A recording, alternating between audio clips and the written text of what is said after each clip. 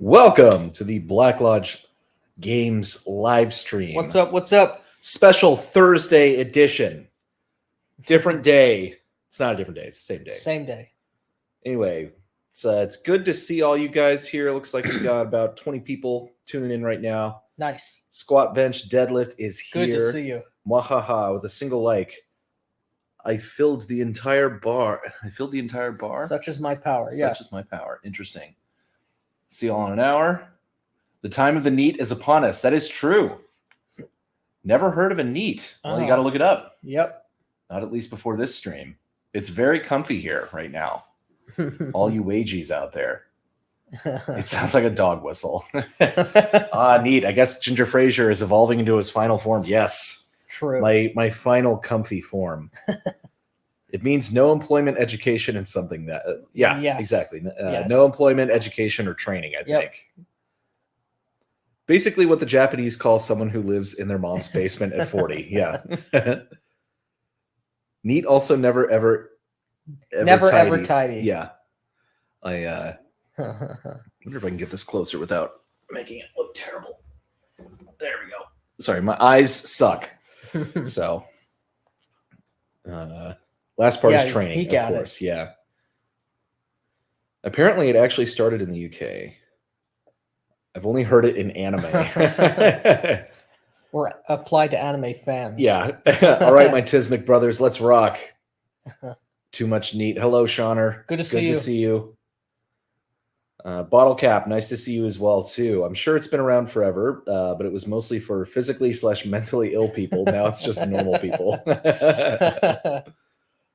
The idea is that it gives names to different ways people enjoy RPGs. I use it sometimes with people to get a sense of what they're into. Me personally, Fiero, Ludus, and a little Naches. I don't know. I don't know. What are you not talking following about, you there? Man? Yeah. Are you talking to a different stream right now? I asked to look up the term, similar to Scottish term Ned, non-educated delinquent. Yes. Yep. Big Bad is here. He says riot. Hey. And then some sort of emoji. I can't tell what that is from here. Hail, how's it going, Dead Marsh? Let's see here. We got we already said hello to you, but hello there, Dice Tales. How's it going? Have you all ever tried Zweihander? I have not. I haven't, although I did pick up the Blackbirds RPG, which uses the same system. It's a big book. Zweihander is also a very big book, but haven't tried it yet. Haven't played it. Will do eventually. Was that the one you said the art was really good in? The Blackbird thing? Or just that it was huge? No, just that it's big. The art's okay. Okay. The boys have indeed arrived. What watch are you wearing, Buscemi? Oh, yes. I have no idea. It's a wooden watch. It's a wooden watch that I got about 10 years ago when I went to Alaska. Oh, you went to Alaska? Yeah. Oh, I didn't know. It was nice. I haven't tried Zweihander because the author is insufferable. We have reject Zweihander, embrace Streets of Peril. Yeah. Hell yeah. My social media is less obnoxious. Believable. Did YouTube delete my comment about a product on Drive-Thru-RPG? I don't know. I think... Let's find out. Actually, that's a good question. Yeah. Because I posted a review of Candela Obscura because I bought the PDF again on Drive-Thru so that I could warn people that it's a bad game. And I think it should still be up. Yeah, my review is still up. Strangely. Which is surprising. Yeah, which is surprising. That is not the outcome that was anticipated. Yeah. I don't think so. I mean, it looks like the same conversation I saw a day or two ago is still there. Yeah, I don't know. It is surprising that they didn't take down the review, but that's actually a good thing. Because it means that they're not taking down reviews. Just people have terrible tastes. Yeah, exactly. Are not putting in the effort to and warn people. Someone on Twitter mentioned that it probably makes sense that there's not a lot of reviews on the game because the people who are buying it don't actually play the games. True, and the people who are buying it are already mega fans, I would suspect. Sycophants. I believe Zweihander mechanics wise is a copy and paste from Warhammer Fantasy Roleplay. Yeah, I've heard that. I've heard it's that was the point of Zweihander, to do Warhammer Fantasy without the IP restrictions. Mhm. So you're probably right. I had to leave my house today. Can you imagine? Oh man, so Rough. bad. Yeah. You left your house, you brave soul. Well, it has been very cold in Austin. I mean, obviously not as cold as all of you, where all of you freaks live, where it's like negative. But today it was 75 degrees Fahrenheit, so it was actually quite nice. Some stupid shit, yeah. Yep. Cool stream with Diversity and Dragons. Thank you. Yeah, thank you. It was a fun conversation. Yeah, it was a good conversation. I enjoyed it quite a bit. Saying hello to some of our fellow chat members here.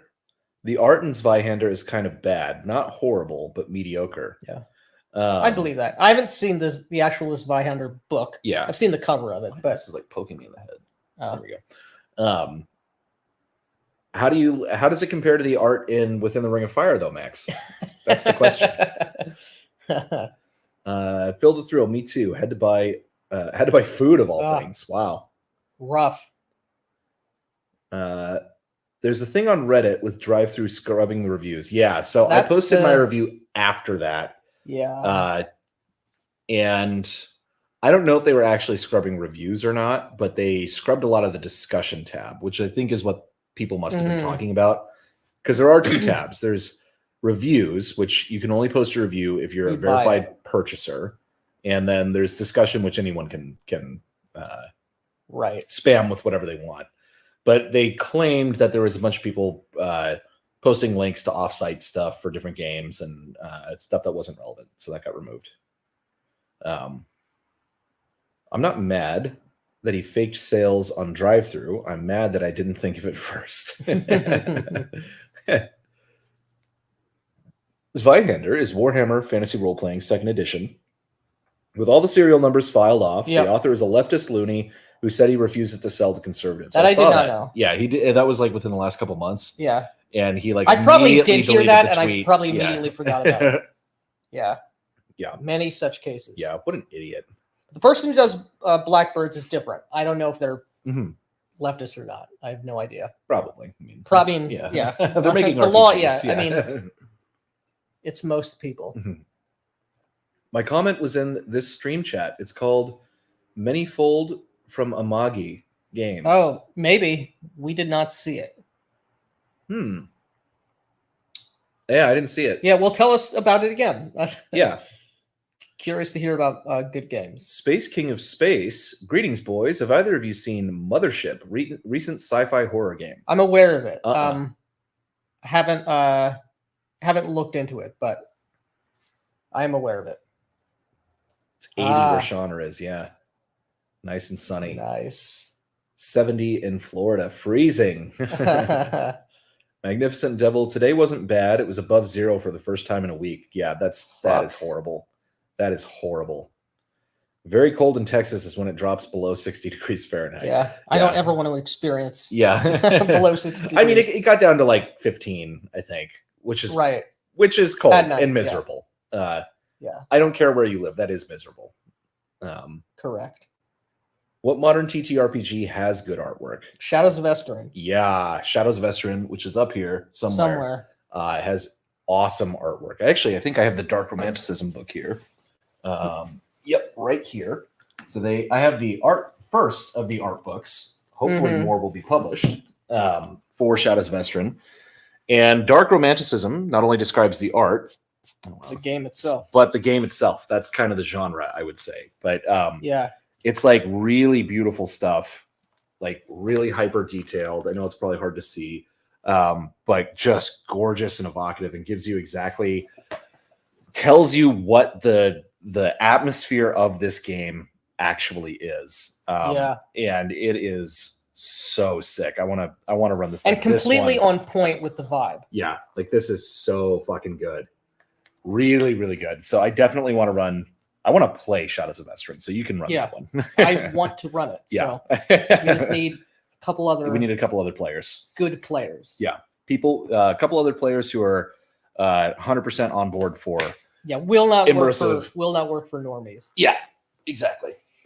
Yeah. So that's one. Basically, anything that Studio Agate makes, though, is amazing. Is amazing. Yeah, their 5e setting, Fateforge, has really good art too. Really good art. Shadow Dark also has really good art. Yeah, which is up there. It's awesome. Middling to bad rules, but good art. Yeah, it's very rules light. It's like a high time preference game. It's kind of built that way. Like you go to the dungeon, you get the gold, and in order to level up, you have to blow all of it, basically. Yeah. So you're broke immediately. Like you will never have a castle. You will never right. Your character will never evolve. You're just you're like a crack addict.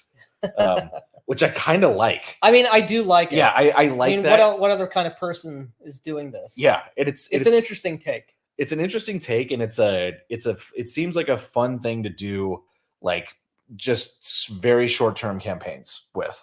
Or like a palate cleanser if you want. Here's just a one shot dungeon crawl. Right. Yeah, exactly. Whatever the case may be. If you wanted to, if someone was like, I've never played D&D. Is that something we could do today? You could go, yeah, sure. Yeah. We'll play Shadow Dark, and you'd get the basics of it. And you could do that very quickly with like almost no prep. Mothership is well done. Cool D100 rules light. Yeah, I know it's a rules light game. A lot of people talk about it. What about the art in the Jane Austen RPG? one of the old ladies in that game looks like Wojak. Like one of the characters, it looks like a Wojak cartoon. Don't forget to like the video. That's correct, guys. Yes. We would love it if you would do that for us. RuneQuest does have great art. And since it is a newer edition, I would consider that a modern RPG, even though it's one of the oldest. It's definitely I would as well. Shauner says yes, discussions get removed at times. I have seen that happen when people post things that are not supposed to be posted on YouTube. Like someone in the comments called us the F slur one time, and their comment got deleted immediately, and they blamed me. I was laughing because I got the push notification. That would be the last thing that we. I know. I would not remove it. It'd be so funny. But I got the push notification for it. When I clicked it, it went, and there was just no comment there. It was so funny though. So funny. Numenera has great art. I don't like the game though. Numenera does have very good art. I do like the game. It is not a game I would play for long term, but I'm kind of partial to it. I like that the GM doesn't have to roll anything. Yeah. I can just focus on the world and the NPCs. Yeah. Just as a note, next week we're going to be streaming on Wednesday as opposed to Thursday because I'll be out of town for a bit, and then next week we're going to have a guest. We're going to have John McGowan on to talk about his book, The Living Campaign, which is also around here somewhere, that we both read. A lot of really interesting ideas in it. It explains the cost. It's the thing I actually really liked about it, and I'm not going to talk too much about the book because we'll wait for John to be here. But it was basically like everything that he does is like a cost benefit analysis. So he's not saying that like everything he's going to do is like some sort of panacea or like one-to-one time is a panacea. This way of playing the game or running the game is there to supplant certain other styles which are explicitly not the adventuring D&D dungeon delve loop. So it's a very, very well, very good book with some very cool ideas. We have a lot of questions about it. Got us thinking about especially the one-to-one time stuff, timekeeping in different games. But we'll save that for next week because it'll be much better to have him on to talk about it. That author is part of the Sword Dream weirdness. I'm not sure which author. If that's Zweihander. Probably, but I don't know what the Sword Dream weirdness is. Interesting. Welcome, Primeval. Hey, good to see you. I do have the Elusive Shift right here, reading this right now. Yeah. Excellent book. Great recommendation. Yeah. We're also going to be relaunching the podcast in the relatively near future, probably in February. And it's going to be pretty good. So look forward to that. We'll be back on our shit with that, and it's going to look a little bit different. Mm-hmm. Victor Gorchev, Hey, imagine showing your ginger head that big on screen. Where's the RuneQuest video? It's not going to be for a while, I don't think. Yeah. We still got a whole bunch of we have a Yeah. bunch of stuff in the pipe right now. It will happen. And also, Victor is going to be running his Kickstarter coming up in March, I believe, for the new version of Modern Necessities. So if you like Gopnik orcs that are wearing tracksuits and carrying AK-47s, this is going to be the game for you. But yeah, back to I'm going to say this year. I'll commit to this year. Yeah. Oh, yeah. It'll be this year, but not in the immediate near future for RuneQuest. Andrew McGraw says, greetings, gentlemen. I am your friendly neighborhood shade of blue. Okay. Zweihander author went hard, but shut down the RPG. Hard to shut down the RPG PDF troves. But had no problem copying someone else's RPG to release under his own name. That's funny. Yeah. Yes, the super secret RPG PDF trove. Shauner says it'll be 60 in a few days. Burr. Shut Gross. up. Miss the trove. I don't know what that means. It was a haven on the high seas for RPG PDFs. Oh, yeah. They still exist if you're savvy. Yeah, there are alternatives. Yeah. I think this must be for Shadows of Estrin. It's really good art. It's great. Really, really good.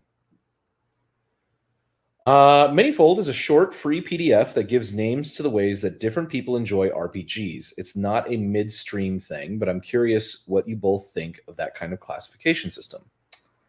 I'm not sure. I'm not familiar with how they conceptualize the different styles, so I couldn't tell you. Yeah, I don't know.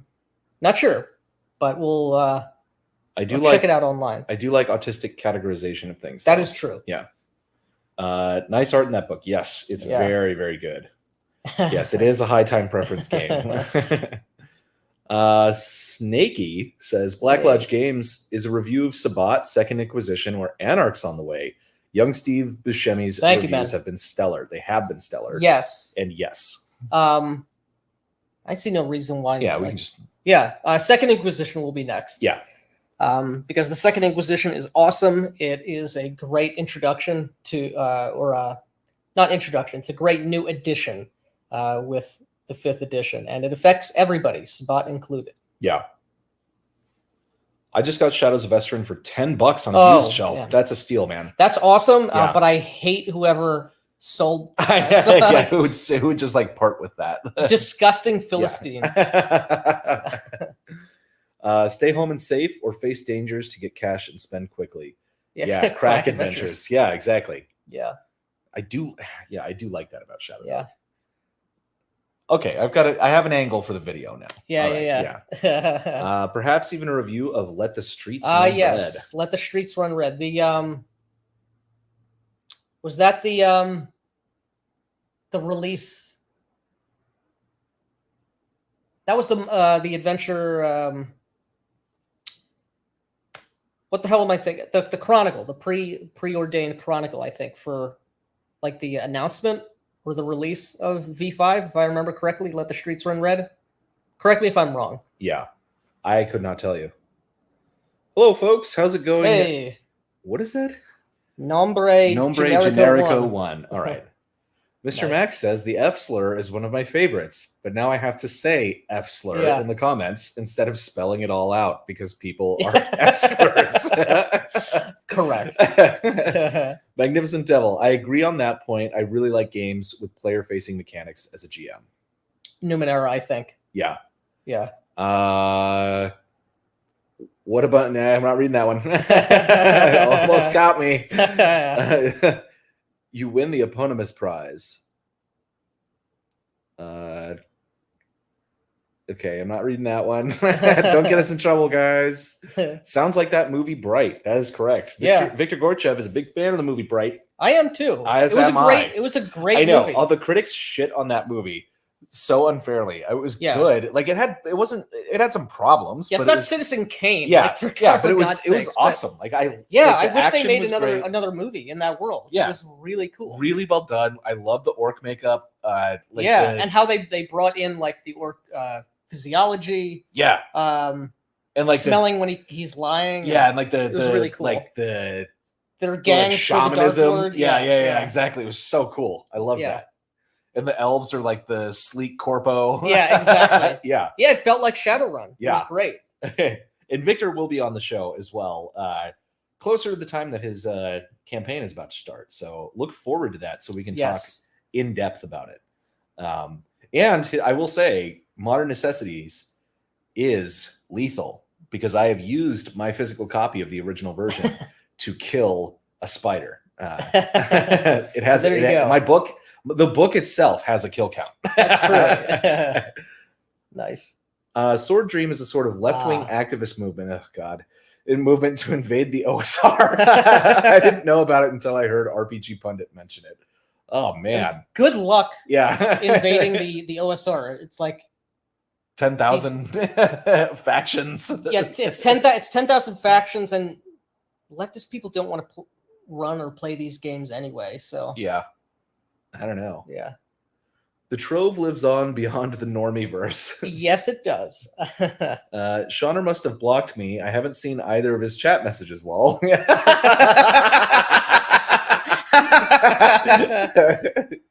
Shauner continues to win. Yeah. Since the Trove has been shut down, I think I took a chance on less games. I hate reading PDFs, but could be useful to see if I want to buy a game. I never ran a game without owning the book. Yeah. Try before you buy, as it's known. Yeah. Kevin Crawford does it right. The basic rules are free. Pay for the deluxe. Yeah. Yeah, that is actually pretty cool. Mm-hmm. There are games like Clips Phase comes to mind. You can get the full core rules for free, the PDF. But if you want to get any of the source books, or if you want to buy the physical copy, you do have to purchase that. But which is really cool. Yeah. Yeah, that's a good way to make sure that more people are going to actually try your game. Yeah. I like the PDF troves because they let me see if a game was good enough to buy for real. Yeah, exactly. 100%. If I like a game, I will buy it. Yeah. Dead Marsh says, I'm not a fan of PDFs either anymore. My bookshelf is about to buckle. Yeah. Kevin Crawford's games are decent, but his works... His work as a GM toolmaker. His works as a GM toolmaker. Including in his games are worth more than gold. Yeah, so like all the tables and world building stuff. Yeah, is he the guy who did Worlds Without Number? I want to look at Worlds Without Number. I'm less interested in straight sci-fi. Are you sure? I don't think I might have the free PDF. Maybe. I definitely have the free version of it, not the full one. So it has the rules and everything. Yeah, it is on my list, and it was higher up on my list, and then something else caught my attention. Ooh, piece of candy. Yeah. Ooh, piece of candy. Yeah. No greater joy than an entire bookshelf of good RPGs and modules. Correct. Yep. Eponymous means eponymous naming something after something else. I'm selling off my 5 ebooks to get ready for the wooden case of Axe 2. Good man. Good man. Good choice. Yeah. We're running on Saturday. It looks like, not Sunday. We'll be doing session 2 of our Axe 2 game. And I am very much looking forward to that. I feel like I have a little bit better handle on the rules, the world. The monster manual got released finally to the Kickstarter. When was that? Like 4 days ago? Yeah, a couple days ago. I mean, he put he put it in the playtest folder like days before and didn't tell anybody. Well played, McCree. Yeah. But yeah, if you're an Axe backer, go check the playtest folder that was on that initial update where the files got released, because the monster manual's out now. It's really cool. It's broken into 4 pieces though. Because the PDF file was too big. Yeah, it was like too hard for his computer to export or something. I was talking about it on Discord today. Someone was like, they're like, yeah, apparently his computer, like, he's like, I'm imagining him using like an abacus to like do all the math on everything Right. like that. And I was like, we're gonna find out his computer is just his brain. Yeah. It was just his brain exporting the PDF, you know, like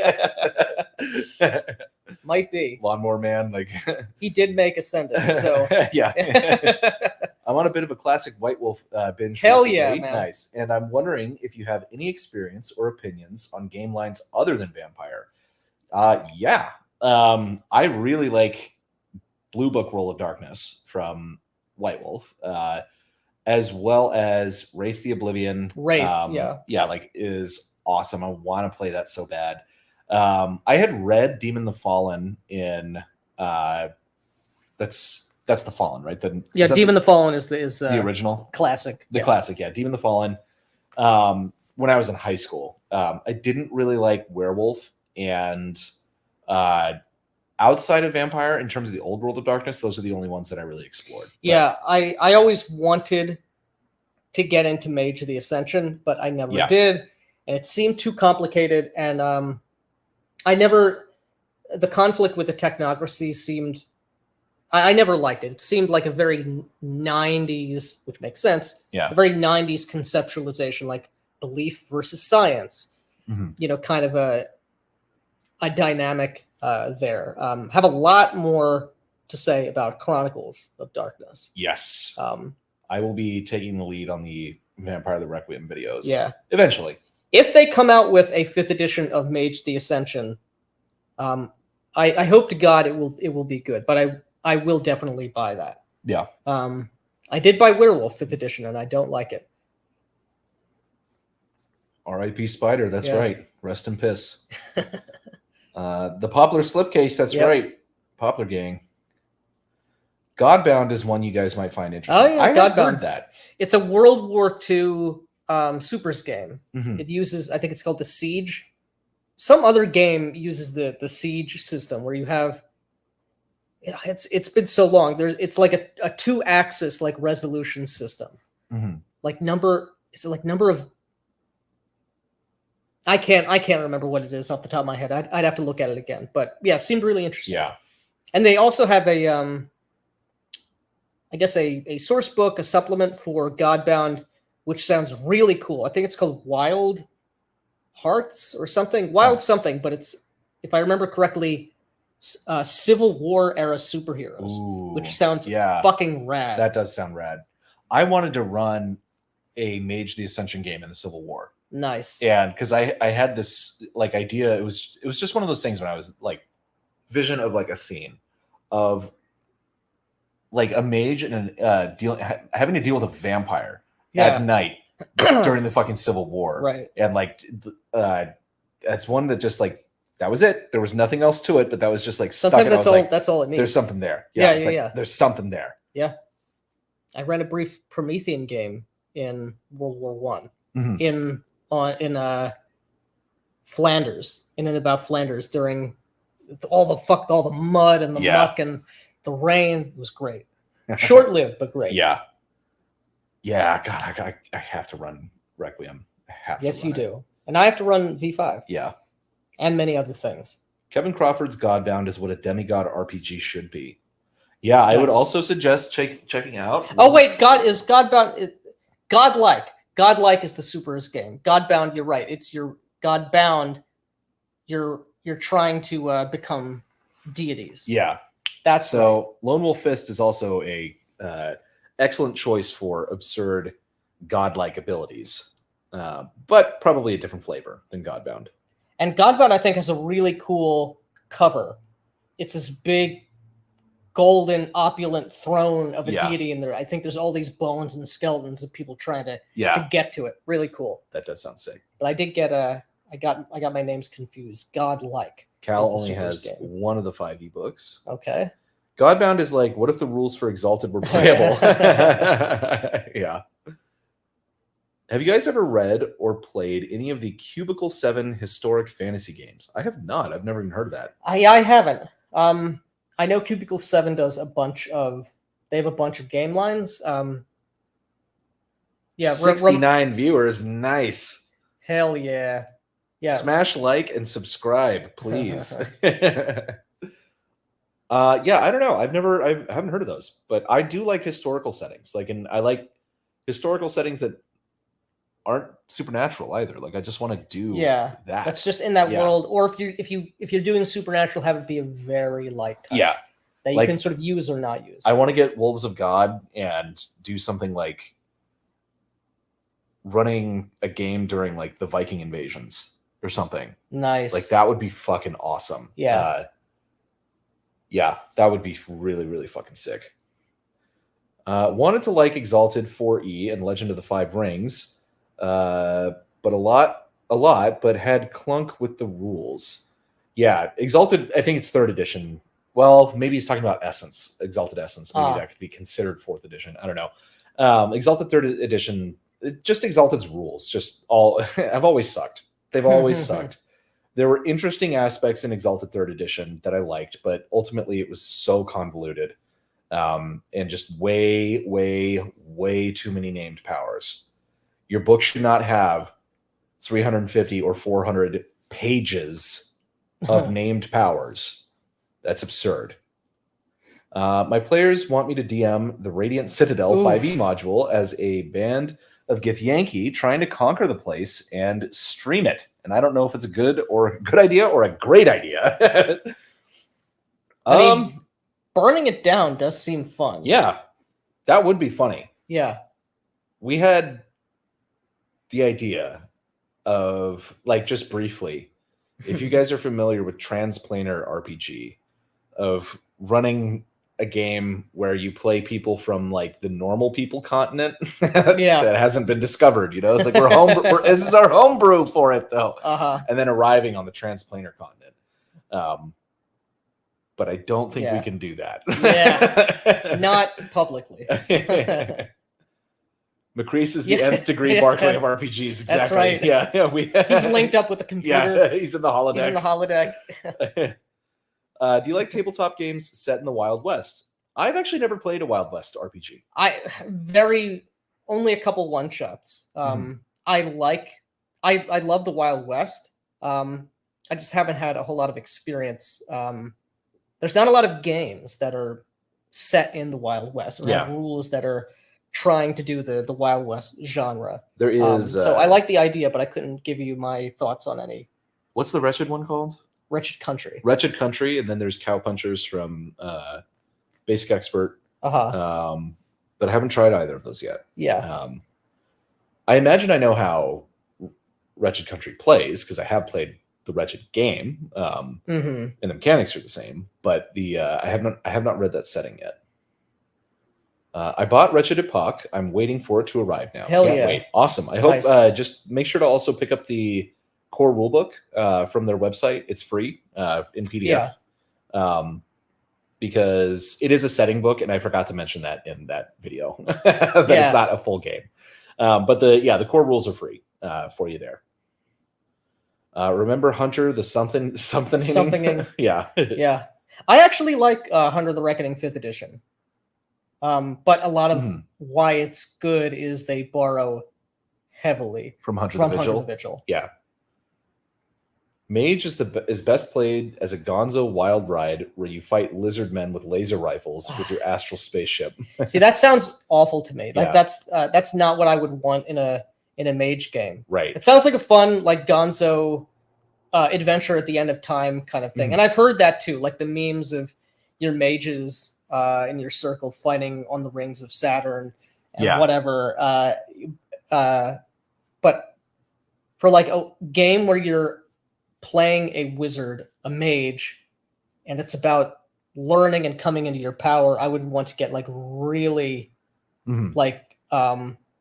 really surface level, really honed in on that part, which I think would be boring to most people. Deeper than surface level? Deeper than surface level. Okay, yeah. You said I want to get really surface level. Whatever. Okay, yeah. I was like, huh? Thoughts on Pendragon? I haven't played it yet, but Nick is going to run that for me at some point. Yeah, Pendragon is cool. I hope to God they haven't irreparably. We can just get a previous edition. We can, because there are still alternatives to the Trove out there. Yeah. Just saying. Yeah, exactly. Godlike is the World War II one. Yeah. Yep. The solo in the Pendragon starter set is awesome. Oh, solo adventure.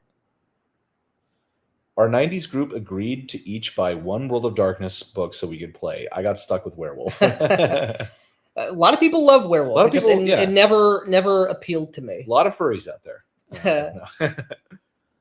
Man, I can't wait for Pendragon 6e. I really dug the starter set. Good. I'm glad it's there's some hope there. Ah, yes, in the Flanders field where the poppies grow. Yes, indeed. Godbound sounds like it could be a Heaven's Gate RPG. Don't forget your Nikes. Yeah, if you win, you get the Kool-Aid. You get to go. You get to go to Valhalla. Go to the Comet. The most interesting part of Radiant Citadel is players trying to think of ways to screw with it.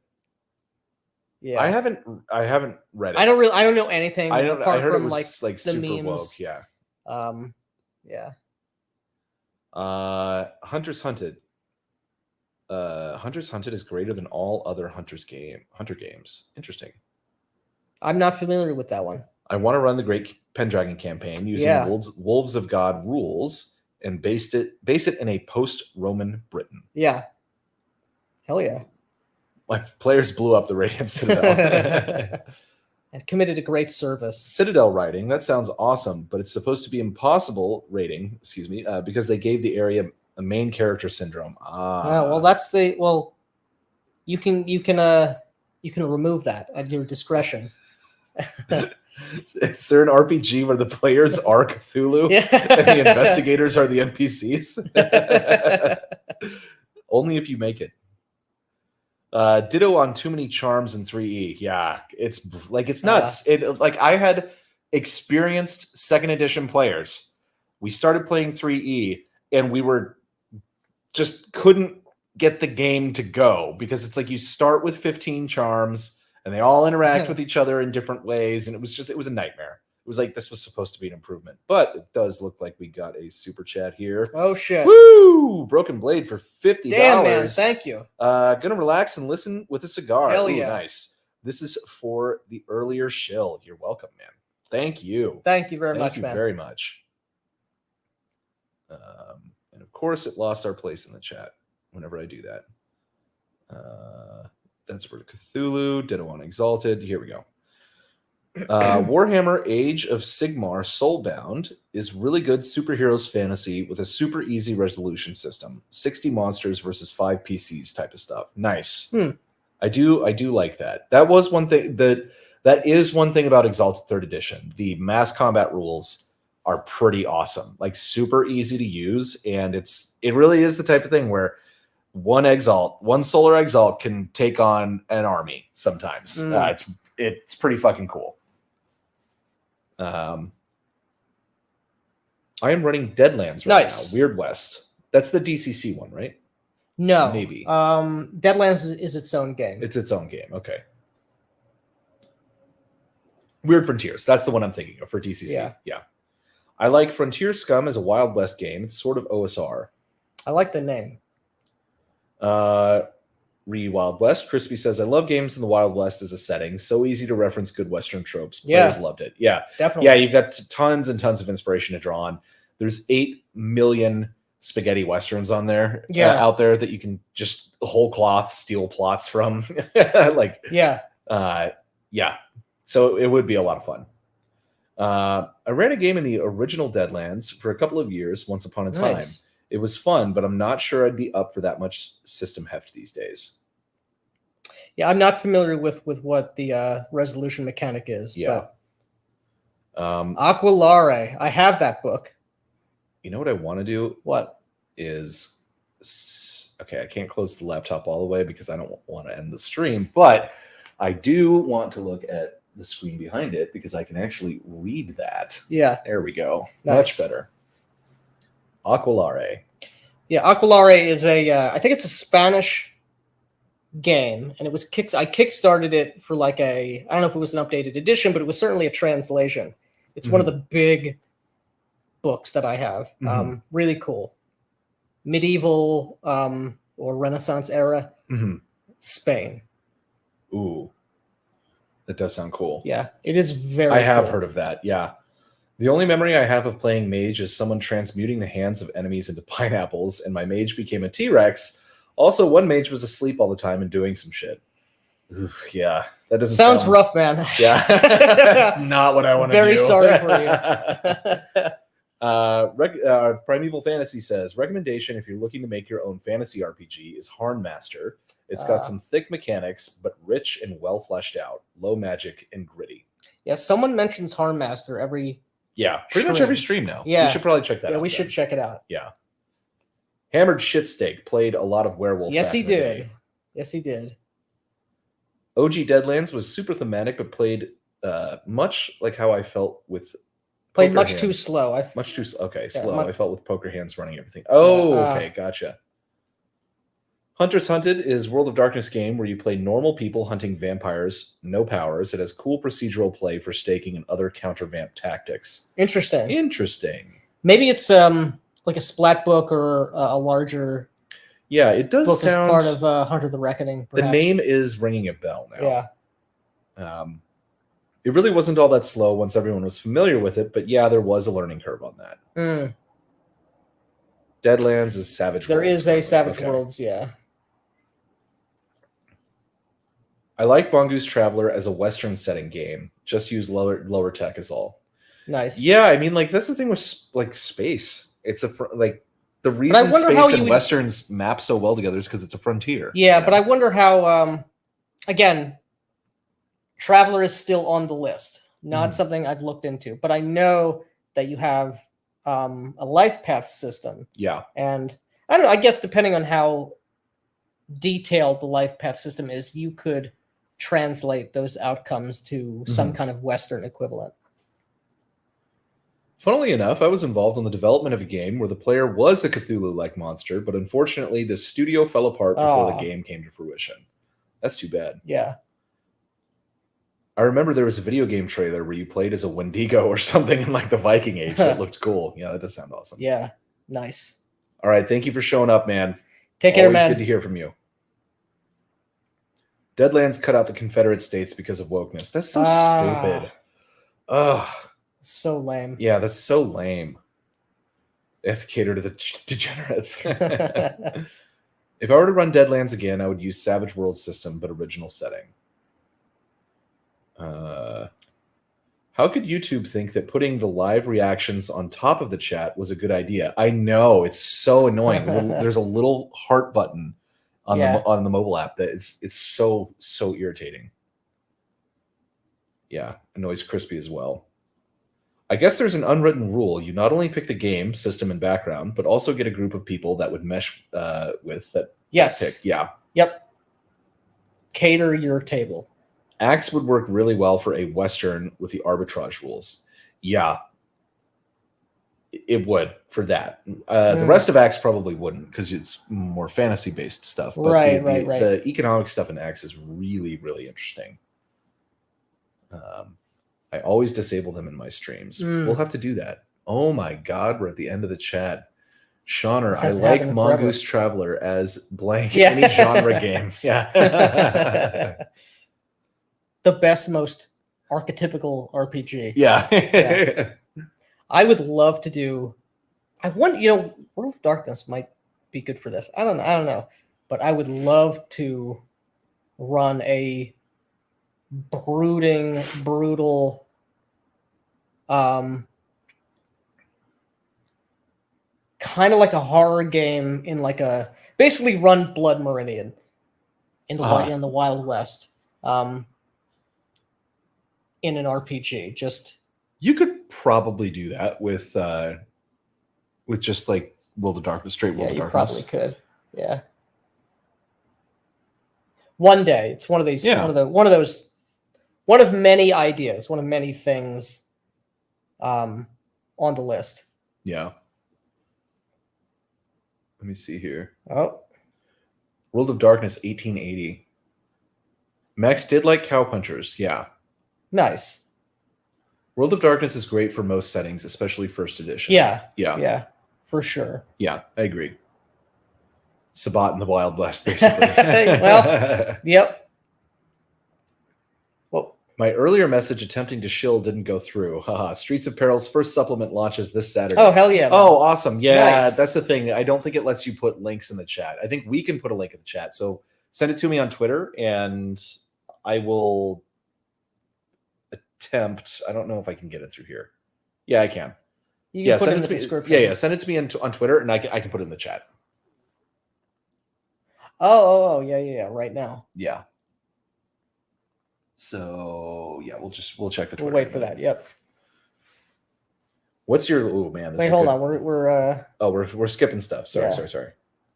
If anyone likes the idea of playing an elf slaying Landsknecht, and likes to support creators who don't hate you, yeah. And I will say we have Streets of Peril, and it's looking pretty good. I still have not had time to read it because I'm preparing for X, but we'll do.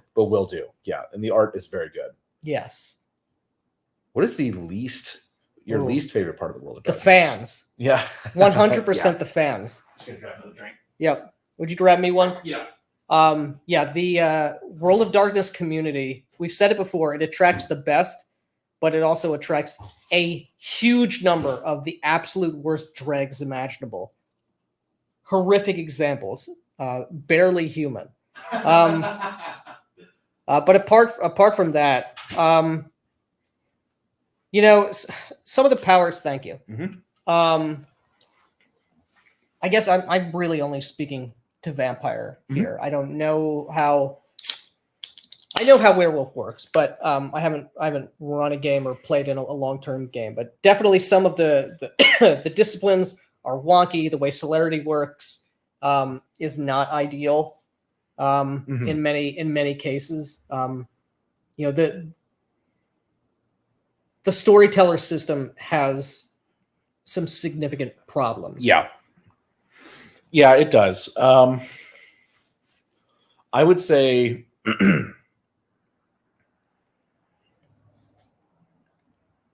I don't like. The thing is, like we made the point in the Vampire 5 review. Vampire is a time capsule. It's a product of its time, and it is and all of those games are the old World of Darkness games, and it just doesn't feel real anymore. It doesn't feel like it can fit because all the kind of assumptions that went into it in the culture. You have to look at it as a time capsule. Yeah, it doesn't feel resonant anymore. Yeah, it doesn't resonate with me anymore, and it used to resonate with me. Is the thing. Yeah. Some stuff still works, but a lot of it and the direction as to where it's going really doesn't work. And also, the meta plot, generally speaking, for all of these games, I guess this is more a setting critique. Okay, here's the link. Here we go. Put this in the chat. Everybody, go back this, and I will sign up for it as well. It's a Kickstarter as well. Yeah, hell yeah! I will definitely back this. So let me go find my comment, and can I pin this? Nope, I can only put it in timeout. Maybe I can star it. What does that do? No, that just puts it in our starred comments. Yeah, well, it's there. Go check out the Kickstarter, and we will check it out as well once the stream's over. It doesn't feel like it resonates to me anymore. Yeah. The new World of Darkness still does with me, because it's a lot more open-ended. More mysterious. They got rid of, they baked in some assumptions about the supernatural and about vampires in particular, that it's like they don't show up on camera correctly or in reflections. This is just part of their predatory nature. Right. And so it allows for, in a world where we're being watched at all times and people are filming on their phones at all times, it still allows for these things to move and exist. But in the new edition, the thing I really don't like is the social mechanics in the new World of Darkness are really bad. It's the doors. The keys and doors, or whatever it is. That's really bad. Dumb. It's very, very bad. You basically, it's and story beats. Yeah, beats as experience. I have to reread that part because I don't remember it being. It's not like I hit a story beat, is it? It's more like you get a beat when you either make tangible progress towards a goal, if you anytime that you hit like a breakpoint, which would be like humanity roll. Maybe you're right. Maybe it's you're right. there. I'm not sure it's a story, but there is the story gamey kind of component to it with the conditions system, where you get conditions and it gives you like this is how you role play your way out of it. Right. Which I initially like years ago when the game came out, I kind of liked it, and now I'm kind of rethinking it. I'm not sure. I need to finish rereading the book again, but yeah, that will happen. The social mechanics are very bad because it's like they set up these things called doors where it's like you might have a character may have up to 5 doors that you have to unlock, to get something out of them socially. They do make the point that if you're trying to do social manipulation on someone, it has to at least be plausible. You can't tell, right. You can't just say, well, I'm using my manipulation skill to tell the billionaire to, give me all his money. He's not going to do that, you know? So it has to be at least plausible, but then you have to like through phases of role play and mechanical roles, you have to succeed at one by one overcoming these like mental obstacles that they have. And the more doors there are, the longer it takes. Like in game, it could be like, okay, the next door cannot be opened for a week or something like that. And I hate it. It's really bad, like really, really bad. And previously it used to just be either a single roll on the part of the player, if you're doing like intimidation or something, or an opposed roll of the player versus the target, right? Which was not great in its own, but way better than this. Way better. Yeah, they tried to systematize this. It is like a kind of a story. It's like kind of a story gamey sort of a thing, and it's very bad. So that affects not just Vampire. That's all. That's the core rule. That's all of Chronicles. Yeah, all of Chronicles of Darkness. With World of Darkness attracted a lot of women to the hobby. The bad people. It did. Yeah. All RPGs attract losers, fake gamers. Very true. Very true, Sean. Always sharing wisdom. Did you guys ever watch Spoonie's RPG Stories videos? I have not. Yeah, he was a part of an earlier generation of YouTube. Mm-hmm. They were funny to me 10 years ago. Okay. I once had to ride on a train from South Dakota, I think, to LA. South Dakota to with someone that had to talk to me about Louisiana. their Zamisi. Had to talk to me about their Zamisi could use bone projections. Eventually we will be doing clan videos. Yeah. And I have a lot to say about, all of them, but I have a lot to say about the Zamisi. Because I kind of hate vicissitude. Yeah. I hate it. I like a lot. I used to like it, and I get it because the Zamisi were made to be a Sabbat only, enemy only vampire clan initially. But there is nothing appropriate to the vampire archetype to have this body horror. Flesh crafting. Yeah, like bone spurs and like Teropteran Marauder 4. Right, like no, like come on. Yeah. It's there's better ways to do this. I know, but there's so much nostalgia for my Sabbat game. Yeah. Flesh crafting was awesome. But you're right. I know. I'm trying to make a system with tactical gunplay that doesn't require maps or other immersion breaking wargame elements. If I can get it to work, Wild West might be the flagship setting. Nice. Yeah. Cool, man. That would be really cool. Oh God, I remember Spoonie. Watched all of his tabletop videos back in the day. Yep. Yeah, I had the disturbing honor of knowing a World of Darkness ultra fan. She even got into the news. Ooh. It is the correct pronoun. Okay. Nick, don't get us. Be careful, man. Brian's Game Net. I use bone projection all the time, and I'm not even a vampire. Have you looked at basic role-playing Universal Game Engine as a toolbox to make whatever you want setting-wise? I'm using it to make an Exandria setting and keep it OSR-like with fatigue. I don't know what an Exandria setting is. Exandria, I think, is Matt Mercer's setting for his first Critical Role stuff. I think that's Exandria. Is it? Okay. I think so. Oh, cool. I don't know anything about it. But BRP probably could do that. Yeah. And we are And looking keeping at an BRP. OSR Yeah. like with fatigue. Yeah. We are investigating BRP Yes. as well Yes. for possible projects. Hand-drawn map on poster board is not immersion breaking. It's soul breaking. Nice.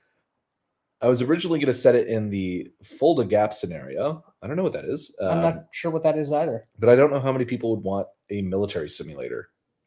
I think you would be surprised. You would be surprised. There's a lot of people. And there's not a lot of like straight military get. You're playing a squad. Like Yeah. it actually makes sense. Here's an excuse for like a party. You're a squad Yeah. of soldiers, and I don't know why you don't see that. I think that's a I think there are some. there's a Vietnam definitely one. some, but not a lot of them, and they're not talked about. Like I can't actually think of one. Yeah. Like the name of one where it's not like a supernatural element. Yeah, I would say there's a big gap in the market there. Yeah. Insanity as the main mechanics, very RuneQuest brutal wise. Yeah. What I hated from Vampire, I wanted to play a city-focused / character-focused game. All storytellers I met want to do a globe trotting, Oh God, meet all the big NPC plus their DMPC. that's the worst possible way. Of doing and that's one of the reasons that I really, really prefer Vampire the Requiem is because there is no global conspiracy.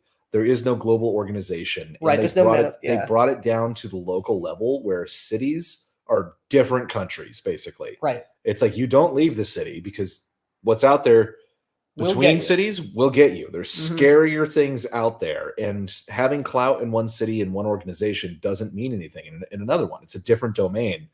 Totally different laws, totally different rules. It's a way, way more character focused and local game.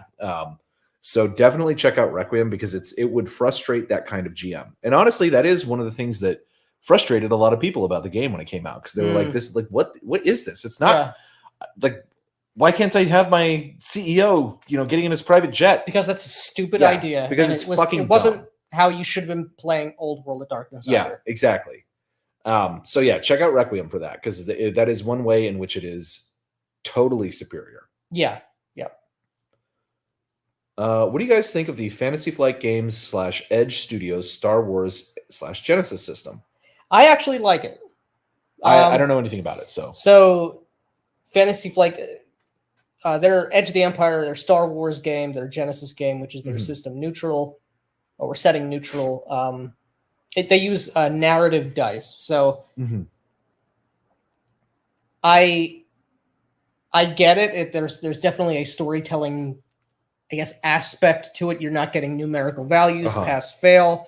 You might get in, Star Wars. You might get, a failure, but 2 advantages. So what does that mean? You fail the test, but these other complications or this level of complication might happen. I really like the. I think they presented Star Wars very well in a way that isn't cringy. It really felt like the original trilogy, and I like that. So I'm a fan of it. Least favorite part of White Wolf / Onyx Path, the people who make the games. Yeah. I'd like to get Jenny D in a one-shot to give her a taste of actual roleplay. Have her feel what it's like to have your character be special for other reasons than being a stupid race / stupid class. Yeah, well, I mean, the hope springs eternal that people can be converted. Some people can. Yeah. For Old West, there is a homebrew setting for Ubiquity called Old West Hex. It's very, very good.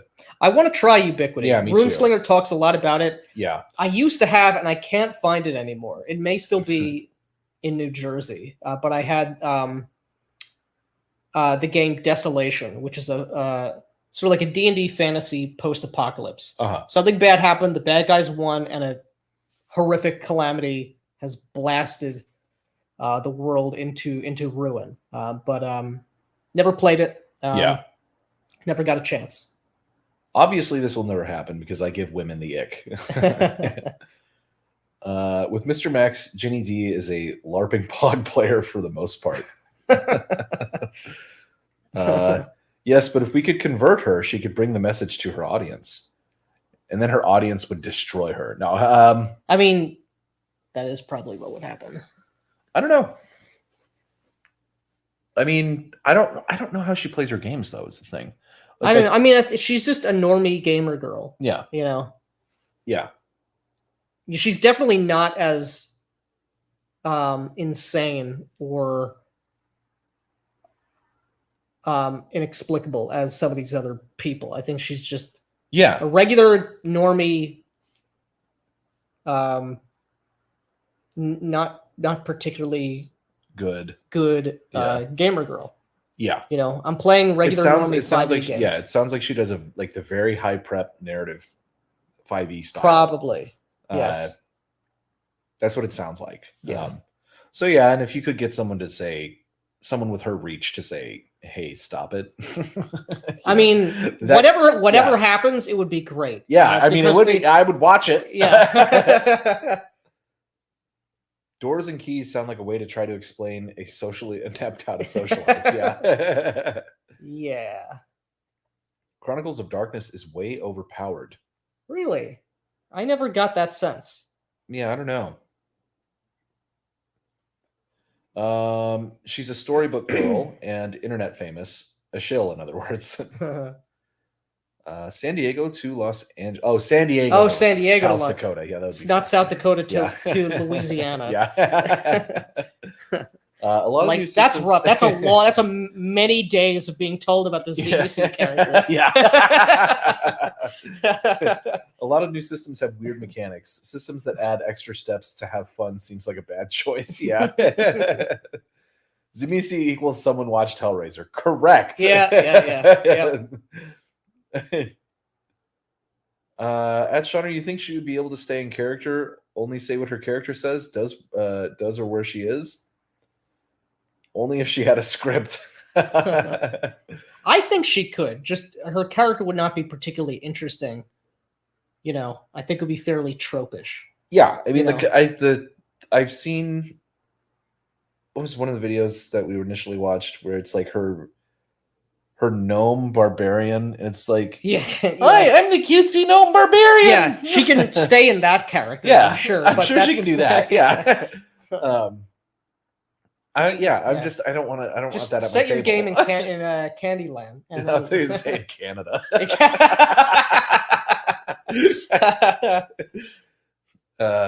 Lack of freedom of action in military games. That's true. You are on orders. But then there's games like Shadowrun which are mission based. That's true. You know what I mean? So Recon, that's the one. Yeah. Haven't heard of it.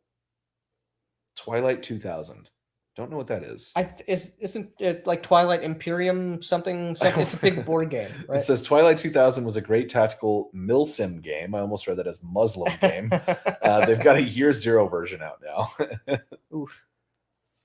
You don't see military squad games because that imposes rules where you have a job to do and dweebs want to be special. Yeah. Like a game that would be Band of Brothers or like the movie Saving Private Ryan would be interesting, but I'd like to have something Cthulian in nature to deal with as a side setting. Check out Delta Green. Yeah, Delta Green. There's also, what is the movie that came out a couple of years ago? It's like a zombie movie that takes place in World War II, where these like paratroopers, they have to go in before D-Day and like knock out some like radio jammer or something like that. And this Nazi base is doing like secret experiments to make like super soldiers, but they're like turns them into zombies and turns into a horror movie. Yeah, I do not. It's not that great of a movie, but it was. What are you talking about with a pitch like that? How can it not be? But you could do something like that easily. Yeah, there's also Achtung Cthulhu. World War II Cthulhu. How do we perform a Reconquista of the TTRPG community? You don't. I don't think. You just build out the new community and you find people who are like-minded and empower them to make games and play games. It's not.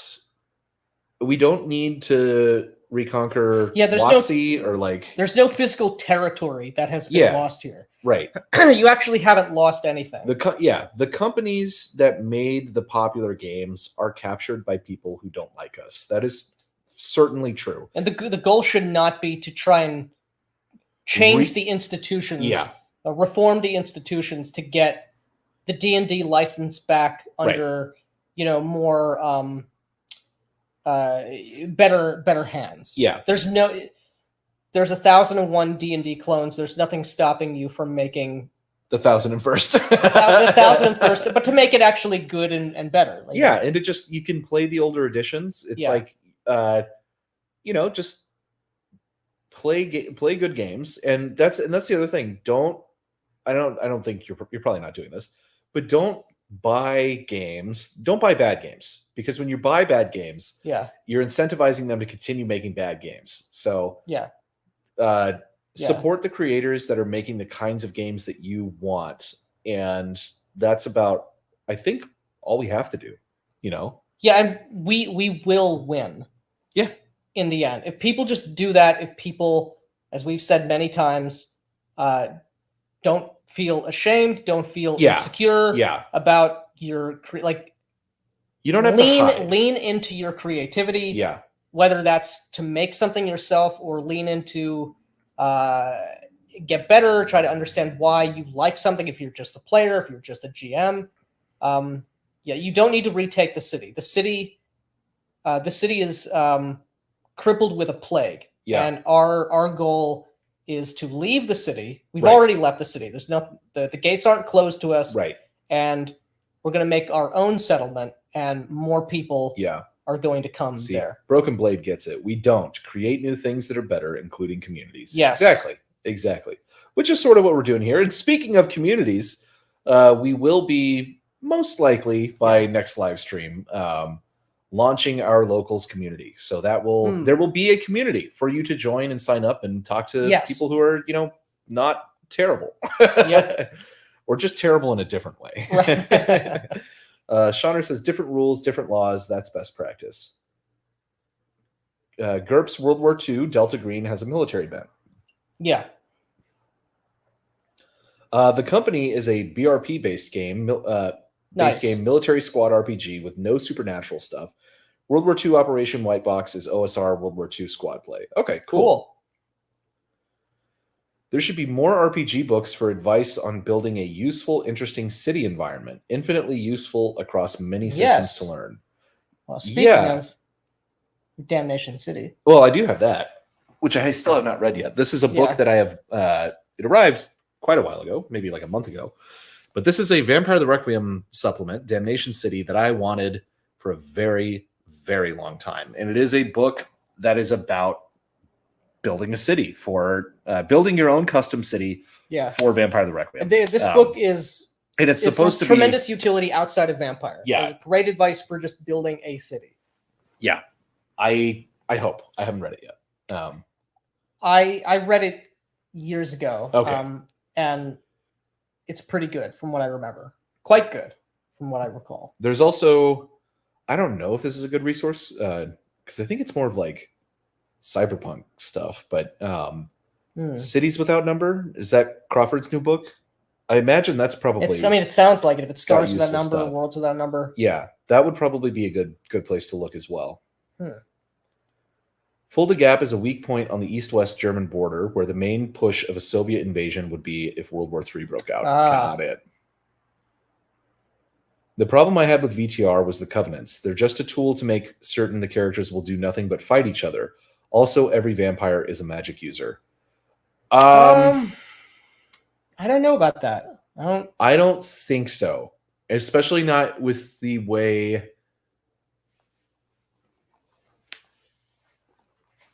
I don't think so, because I had mixed Covenant coteries running in my games all the time. There's times where it can be that you're in conflict with each other, but I don't think it has to be that way. And as far as them all being magic users, the only blood sorceries that I remember were Theban sorcery and the Crone, Kruark, from the Circle of the Crone. I mean, technically they're magic users because they're supernatural beasts. Right, your sort of disciplines. Yeah, but you'll have to clarify on what you mean on all of them being magic users. Look at Cities Without Number. Exactly. Ginny is a regular on YouTube, evil on X. Oh, that's what I've heard. Yeah, but I mean, apparently it's like her Twitter is like a lot more political, whereas on YouTube she's just very palatable to normal people. Already own it, use it all the time. Fantastic stuff. Yeah, nice. Shauner, just like me. Very true, Mr. Max. See, you have so much in common. Max. Yeah, exactly. Duality of man. Ginny's characters are self-insert ones. Probably. Yeah, but I mean that's like. Oh my god, we were just watching that video. Before this, the guy that we made the toxic masculinity podcast episode about years ago, months ago, we watched another one of his videos right before this, and he's talking about Critical Role because that's all I think that's just his channel. It's just talking Critical Role. Seems like it. And he was talking about this moment where one of the characters, kind of has his like he gets brought back to life, and he didn't want to be brought back to life or something, so he kind of flips out on the other people at the table, and it's like this really powerful thing. And he's like, and I could tell it wasn't coming from the character; it was coming from him. And that's the greatest thing about D&D is it lets you tell the best stories, because the best stories are the ones that are about you. It's like, what? Like, no. Like, worst advice. Yeah, stop the self-insert, like, get fucked, dude. Yeah. Like, just, you can't be more wrong on, like, literally everything. Yeah. I'm starting to think someone is sweet on Ginny. She is our queen. Yeah, of course. Yeah, Ginny D is our queen. Brian's game night, does it evolve into Rocket Tag? Devolve into Rocket Tag between vampires. Talking about Requiem? I don't think so. Using magic? I definitely don't think Requiem does that. But I might be missing the whole conversation here. Is Requiem abandoned for V20 and 5e, or is there a new edition? So there was a new edition 10 years ago. It's second edition, Vampire the Requiem. They haven't published anything since 2020, I think. Thankfully. It is, I think, shelved because of V5. They don't want the brand. They don't want to. They want to dilute the brand. They don't want to split the base, the customer base, which is great because it means they can never ruin it. Right. There's no reason to go back and tinker with it, change it, update it, sanitize it, because you have the 5th edition of all the old world lines. Mm-hmm. So they're going to suffer all the burden of modernizing them. All right, let's see here. We got a new super chat. It looks like. Oh damn! 28 millimeter. Hey, for the cause. Thank you, man. We appreciate. Good to see you, man. Yeah, good to see you. Appreciate that $20 of Canadian. Very generous. Bottle caps or whatever it is you guys spend up there. We do appreciate it though. Thank you, man. Good to see you. All right, where are we? Almost here. So yeah, V20 or Requiem is currently shelved, which is great. Yeah, it is. The line has ended. Yeah. Yes. And I would not anticipate that it ever comes back. I don't think so. Yeah. The only way I could see that, which is good. It is good. The only way that I don't want them fucking with it and ruining it. The only way I could see that potentially happening is if Onyx Path or someone else buys out those IPs specifically. Right. Like if the 5th edition line eventually gets to a point where it's not making Paradox enough, I could see them selling it back. Yeah. Onyx. So, but I don't see that happening. Certainly in the near term. And I just don't think that there's enough of a fan base for it. Yeah, and I think by the time that would be a possibility, I think the moment will have long since been over. The moment's over now. It's over now. Yeah. Should guidebooks all be diegetic? Not necessarily. Not necessarily, but I do like material, in-world character stuff. Well, he answers, "Yep." Bone projection rocket vicissitude. tag. Yeah. Yeah, definitely not in Requiem. There's no vicissitude. Yeah. Overlord. That's the movie. Yeah, the World War II movie with the zombies. Oh, okay. There's also Achtung Cthulhu for World War II. Milsims seem more appropriate to war games. That is also correct. Yeah, for sure. Overlord the movie, yeah. Build a YouTube channel. Talk about RPGs. The players will come, as will Shauner. Yes. So be careful. Yeah, so be careful. You will be judged by him one way or another. Yeah. And if you do get judged by him, it's okay. It's okay. Yeah. First of all, he's right. You just have to whatever he says, just you gotta come to terms with it. Just accept it in your heart. Paratroopers versus zombie Nazi soldiers. Pulp adventure for the nice. Win. Yeah. But to Shauner's point, yeah, if that is another way to build community, it's what we're doing. You know, like make an RPG channel. You know? I keep staring at Lone Wolf behind your head. Yeah, it's Lone Wolf Fists. It's gonzo anime action post-apocalyptic like kung fu game in the style of like Fist of the North Star and other Chinese cartoons. And it seems really cool. I want to play it. I want to run it, but I've got Axe right now and I'm running that. And I think that's going to be long-term, but I will run. Well, now that I'm a NEET, maybe I can rope in some of the 4D players to you know, get in character for this anime game. Yeah.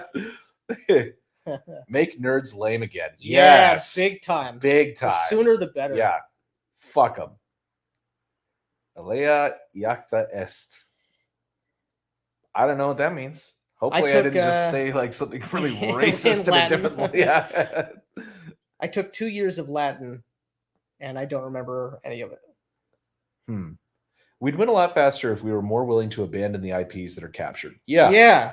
Who gives like Star Wars? It's over. It's over. Fucking over. Who cares? Just let it be dead. That is something we were going to talk about eventually. They only value it because it's a cultural hilltop to plant a flag on. Exactly. Yeah. As long as we fight for it, there is no end. That is 100% true. Very true. Yeah. Let them have it. Let them have it. You also let them burn all their fucking money on it. Yeah. Yeah. Weaken themselves, exhaust themselves, trying to resurrect this dead corpse. Yeah. Not just in gaming, in the culture wars in general. Yeah, exactly. Yeah, 100%. Yeah, knew exactly what you're saying. Yep. Making our own culture defeats them, not fighting over crumbs. Yeah. Yes. And if you make good stuff, they're gonna like the other people are gonna like it too. And of course they'll try and come for that, you know, but yeah, just make your own stuff and like good stuff. You don't have to just you know, the things that have been ruined and captured by the left, just let them have it. Who cares? And don't try to just make the same thing just with the names changed. But right wing, you know, like, right. That's terrible. Yeah. That's terrible. Yeah. Figure out your own principles, figure out your own in something aesthetics. That in your own idea that is interesting to you. Yes. Like if you are interested and passionate in something, just like really feed on that and focus on it and do it. Like that's the way to win. It's the only way to win. 4chan has the concept of a containment board. Yes, exactly. Let 5e be the containment game for Tiefling players. Yeah, precisely. This is something, you know, Mr. Max, like he said on Twitter, is a very different persona than he is on YouTube. And he has constantly talked about that since the beginning, you know, like from months ago. I was watching his channel and he's like, you know, because we're all, you know, we're doing our thing of like, you're just role play, goddammit, you know, like, and he's like, guys, chill, it's fine. Like, let people do their own thing, you know. If like if the 5e people think that you're bad people for playing the OSR, like the OSR can be containment from them, and 5e can be containment, you know, for you. Keep them separate, and we can all do our own things, and we can all have fun in our own ways, and none of it affects each other, you know. That being said, the point is though, don't try and convert people. Yes, yeah. You don't need that's to, don't get upset that someone else is doing something different.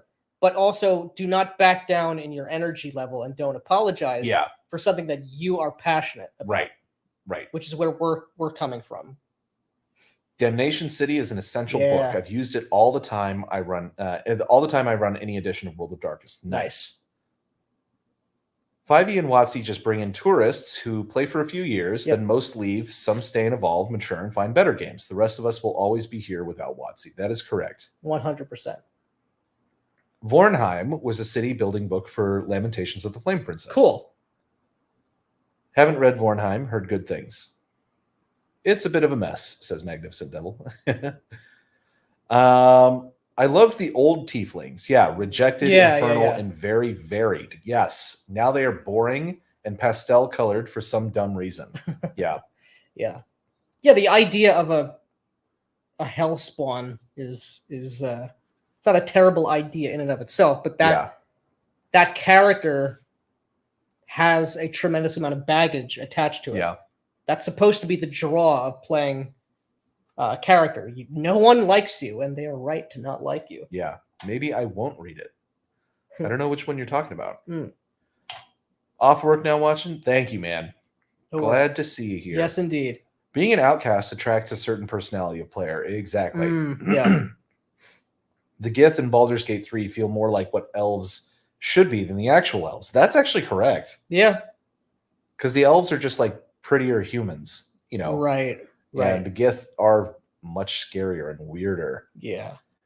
Well, Circle of the Crone have magic, the Sanctified has magic, and the Order has sort of magic when it becomes Chronicles. Even the Invictus merits are magical. So they have okay, there's a difference though. The Invictus oaths are not like I have a blood whip now, or like I can make you vomit beetles, or I can grow a giant maw that can chomp down on you. It's different than the Circle and Theban sorcery. And for the Coils of the Dragon, and I don't remember how they function in second edition, unfortunately, because I know it got changed significantly. I just don't remember. The coils, though, are not really powers. They're ways of like blunting the curse and overcoming the curse. So there is magic there, but if you're not focusing on getting like status within Circle of the Crone and the Lancea Sanctum, you're not really going to have access to magic. And that's something that I generally would make very, very hard to get in game if you didn't take it at character creation. For sure. Yeah. But I kind of see what you're saying. Critical Role plays D&D players. We know the reason they're pastel colored. Pastel's like a certain flag. All right. Come on, guys. Main character syndrome, correct. Yes. Imagine Ginny getting pulled into a game of Pendragon where you have to play a human knight and go questing in England. That would be funny. It would be. I find it mind-numbing buying 30 versions of the same game. It's why OSR bores me. I stopped buying D&D clones years ago. Yeah. Yeah, I agree. How many times can you say the same thing? Yeah. You know? And that's why for me it's like largely setting distinguishes the game for me at that point. If I find the setting very interesting, then I'm a lot more interested in the OSR game, but it's not like the game. I'm enamored with first like, E. Oh man, there's BX. they did this like minor tweak of BX. Like cool. Like the AC's gone up by 1 for a breastplate. Yeah. Exactly. But so that's why I like settings, and I think settings for OSRs is pretty cool. The OSR is much more than clones, at the very least. It's a lingua franca for indie games, so I can easily convert them. That is actually a benefit of the OSR, is that you can mix and match things very easily. So that is correct. Yeah, but I mean, I find it like that's not necessary. Like that's not necessary. You know what I mean? Like you don't have to emulate an older edition of D&D to convert things. Like there was the D20 boom of Yeah. early 2000s. True. Which is 3.5 D&D for a multitude of different games, a multitude of different settings. I mean, it is the case. It exists, and so Yeah. you are right. There's sort of a, what would you say, an infrastructure there almost. Yeah, there's a network effect. There's a there. network. Yeah. Ditzy Bimbo Knight slaying evil could be read for Ginny. OSR is cool, but the obsession of rules light has led to where it's now just making a theme park so efficient that it's just a single slide. The final evolution. Mr. Young Steve Buscemi, I heard you played Masks, but I was curious about your opinion on the game. So I was not a fan of Masks. It's I don't think it didn't emulate the type of supers game that I would like to play. Mm-hmm. I would much more lean into like the, what is it called? Like the four colors. I don't remember. There's Golden Age, Silver Age, different brackets of the genre. Potassium Age. I don't know. Potassium Age. Yeah. The Cesium Age comics. A great name for a comic book publisher. Yeah. Cesium Age.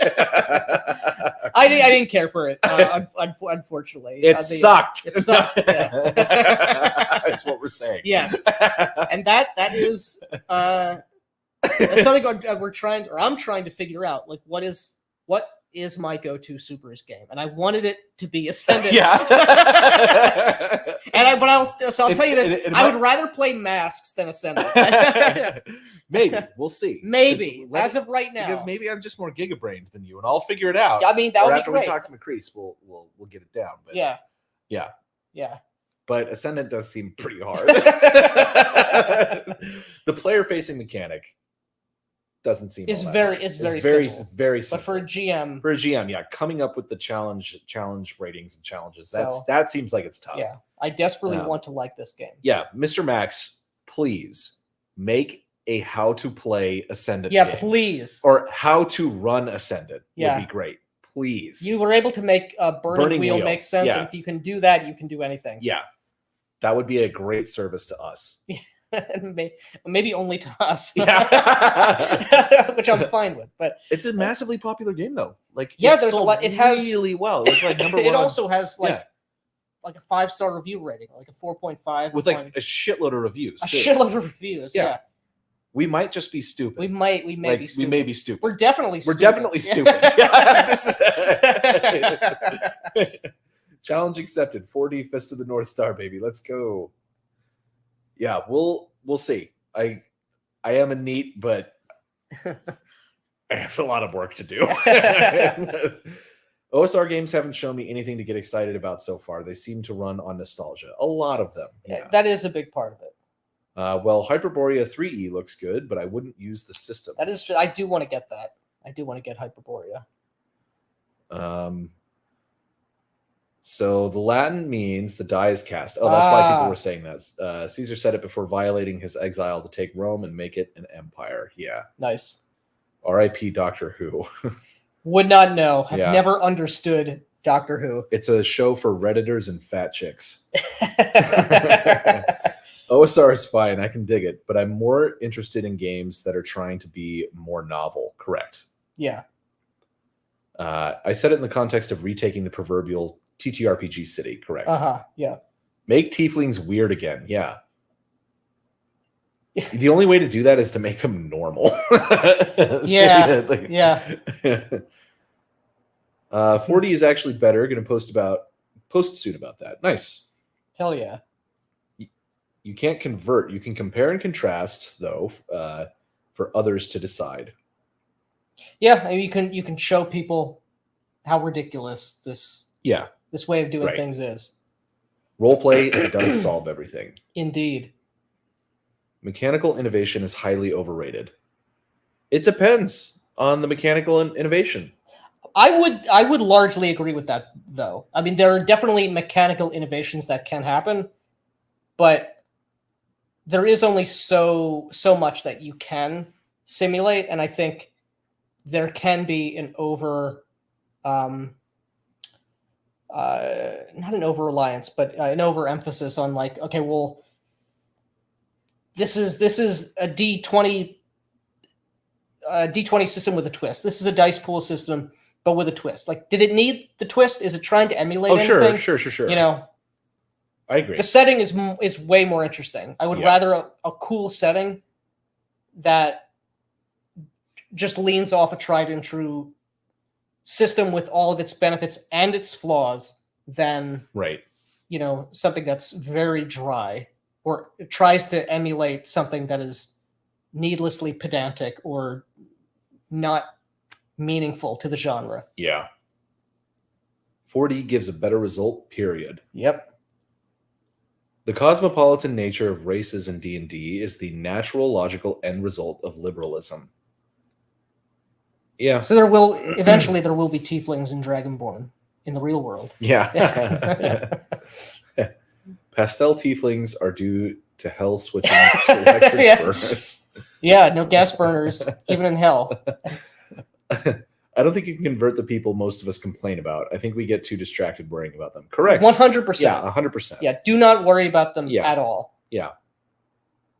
Like and don't be discouraged when they yell at you. Yeah. That's a sign you're winning. Yeah.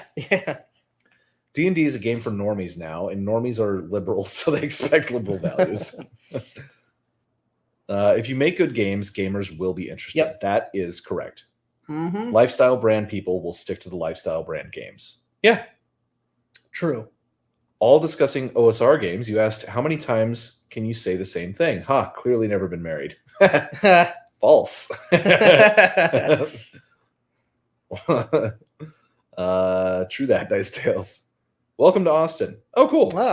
You're in Austin. Nice. Hell yeah, man. What do you recommend? System plus setting plus module for the first time GM's quick start? Yeah,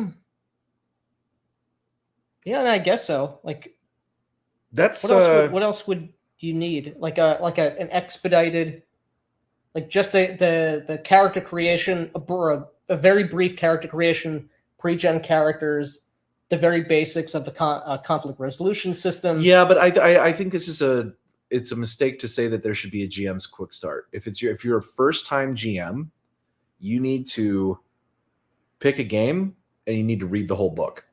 Oh, I was looking at it more of like if you were putting a quick start product together. But you're right. That a quick start, I would agree with you. I don't like quick starts. Yeah. I think you should just buy the book. Right. And doing a quick start is not the way I would introduce. I completely agree with you. Yeah. So if you're talking about that, then there's no shortcut. Read the book, get to know it, and then dive in and try to do it. Yeah. A module is a good place to start, though, as well. It is a good place to start. Yeah, like for Axe, I got the module.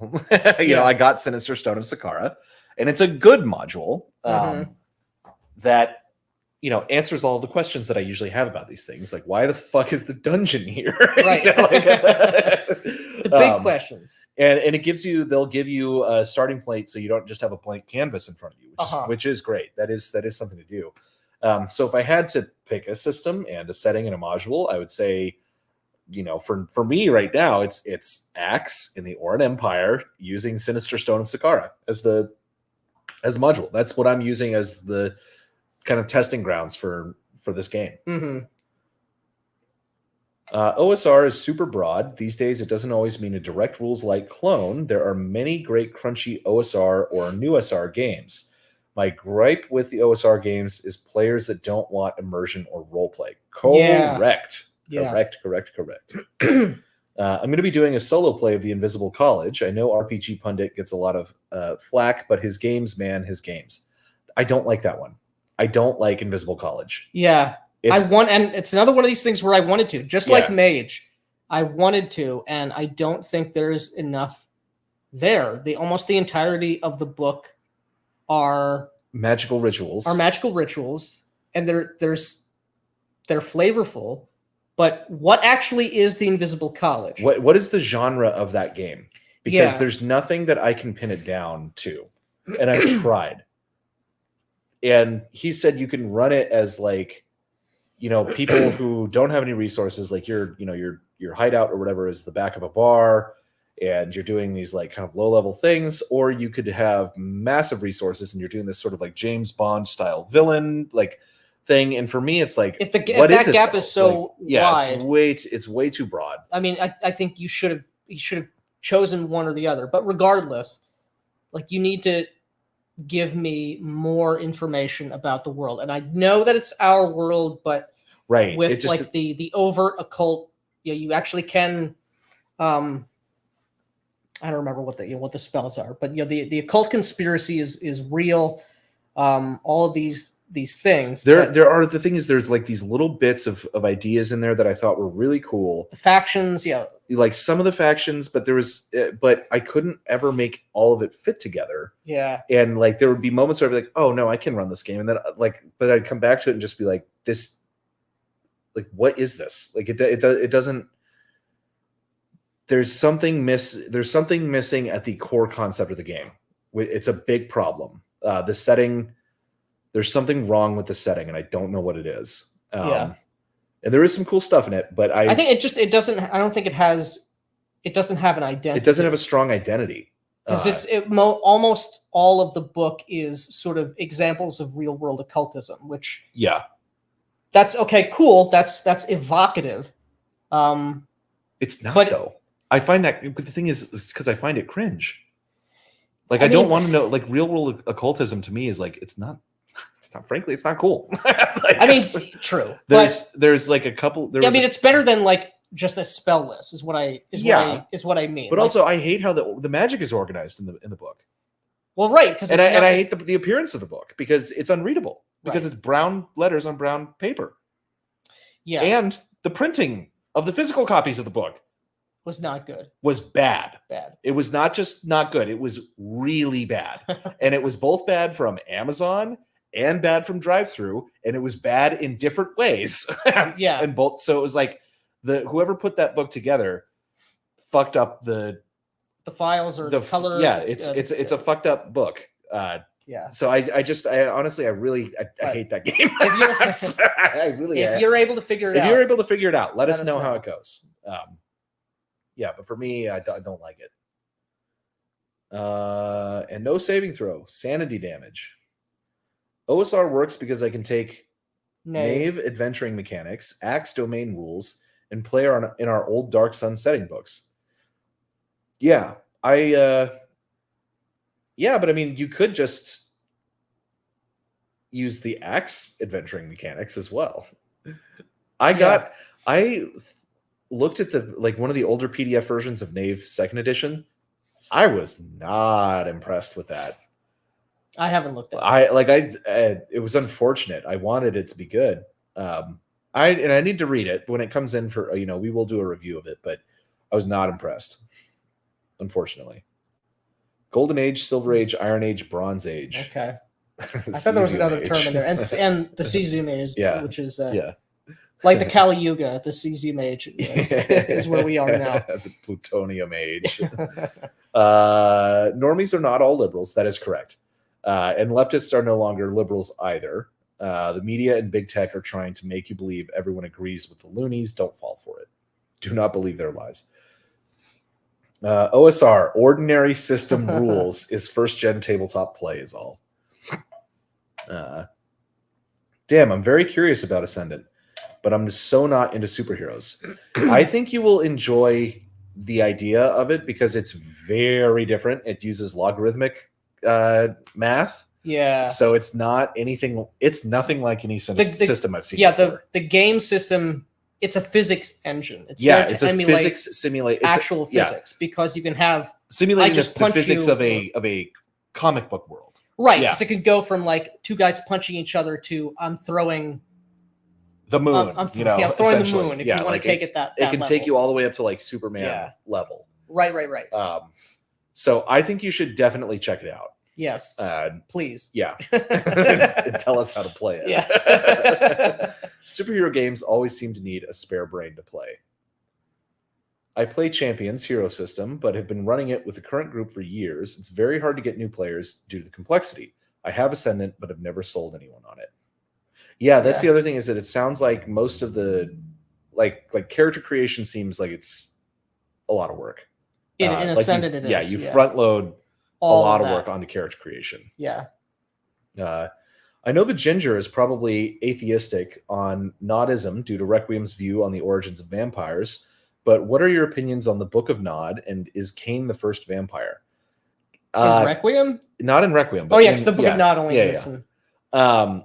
Cain is absolutely the first vampire. Yeah, he absolutely is, and they should never have budged from that. Yeah, and the antediluvians are real. Yes. And the Sabbat are the good guys. Yeah, they're the good guys, and they were right all along. Yeah, they were right all along, and they're the good guys. And they should have kept that framework.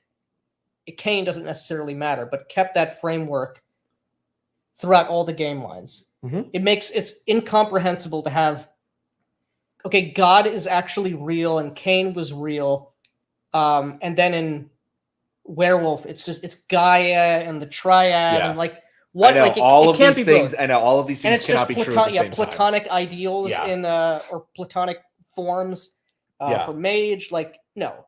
Yeah. You should have stuck with the vision. These are things that cannot possibly all be true at the same time. Yeah. I really like Prowlers and Paragons. I really like Prowlers and Paragons as well. And that is, if I was going to run a Supers game tomorrow, that is what I would use. Because it is robust enough to have all the different powers, but it is simple enough I can actually understand it and use it easily. I've been working on a game with a friend. We've hit an impasse because I want to level characters up through faction fame, but he thinks it will break parties. Well, I think it shouldn't matter. I mean, it's hard to weigh in, so we don't know what the genre, what the vibe is, but I'm fine with breaking parties too, is the thing.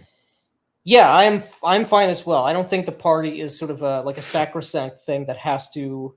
I mean, again, we love Vampire, right? Yeah. The Coterie are not friends.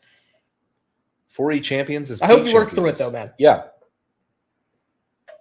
My beef with the OSR is that they are actively hostile towards any form of role play. I don't play a human fighter named Bob 3 with no motivation beyond my treasure. Yeah, I mean it's a problem. It's a problem. Yeah, it's definitely a problem. Hyperborea system is pretty easy and awesome. The setting is really what makes the game pop, though. That's what I've heard. I've heard Hyperborea is fucking awesome. I really want to get it. Savage Worlds Adventure Edition, Superpowers Companion, is a great comic TTRP. My friend Steve Fillmore, who sometimes drops in here, he ran a superheroes Savage Worlds game, and it was really well done. His own setting, his own city. It was he did a really good job with it. Nice. The way I see generic fantasy RPGs or OSR games is usually as a means of bringing my own world into existence. What game best serves the kind of world and tone that I want?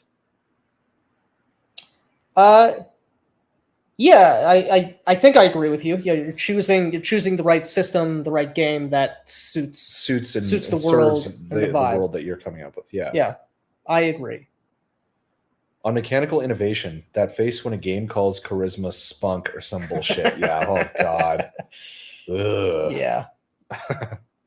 I own Champions 4E Big Blue Book, but I have never played it. Just 6E, the Turbo Autism Edition. Yeah, I've heard that's a very complicated which is probably game. Backwards, but fuck it, I'm bawling. I agree. I have some issues with the damage being too high for supers, like characters with 10 toughness, but who do 46 attack, for example. Yeah. Yeah. I'm trying to create a system that's fast, easy to learn, but deadly, but not OSR. It's a challenge.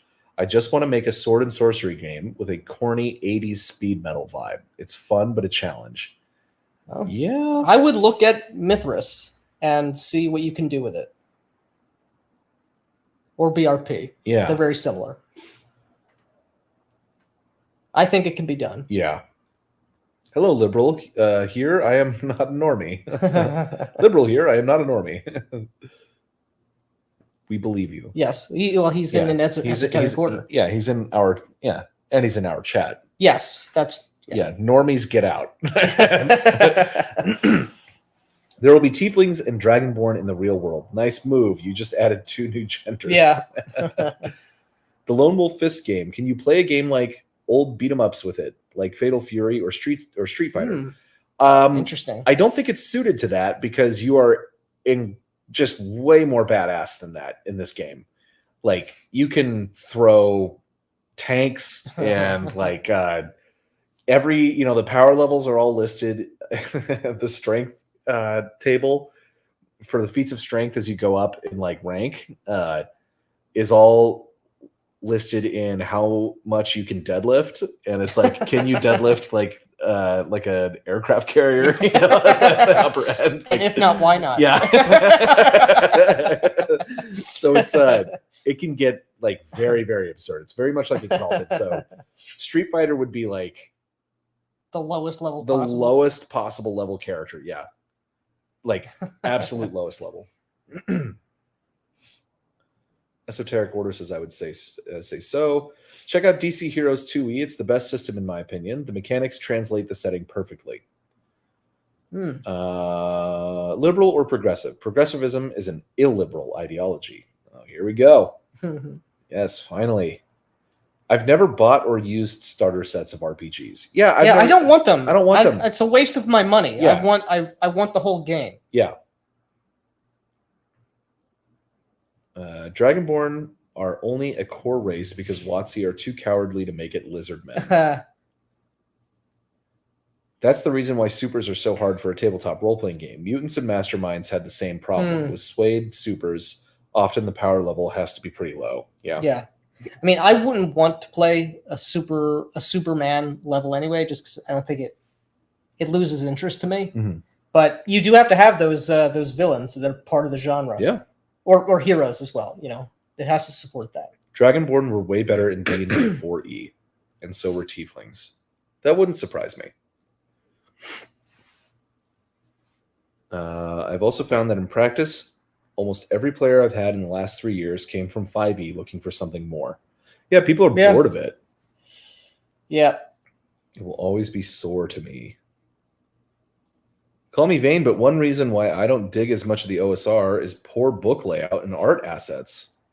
Yeah, that's kind of all. That's like every space, everything. Every space in the RPG place, though, where it's an independence, because like you're a one-man band most of the time. Mm-hmm. It's tough. Can't read The Invisible College, poorly printed. Yeah, seriously. 100% correct. Half dragons were more interesting. Dragonborn were just scaly, unbirthed paladins. Jesus.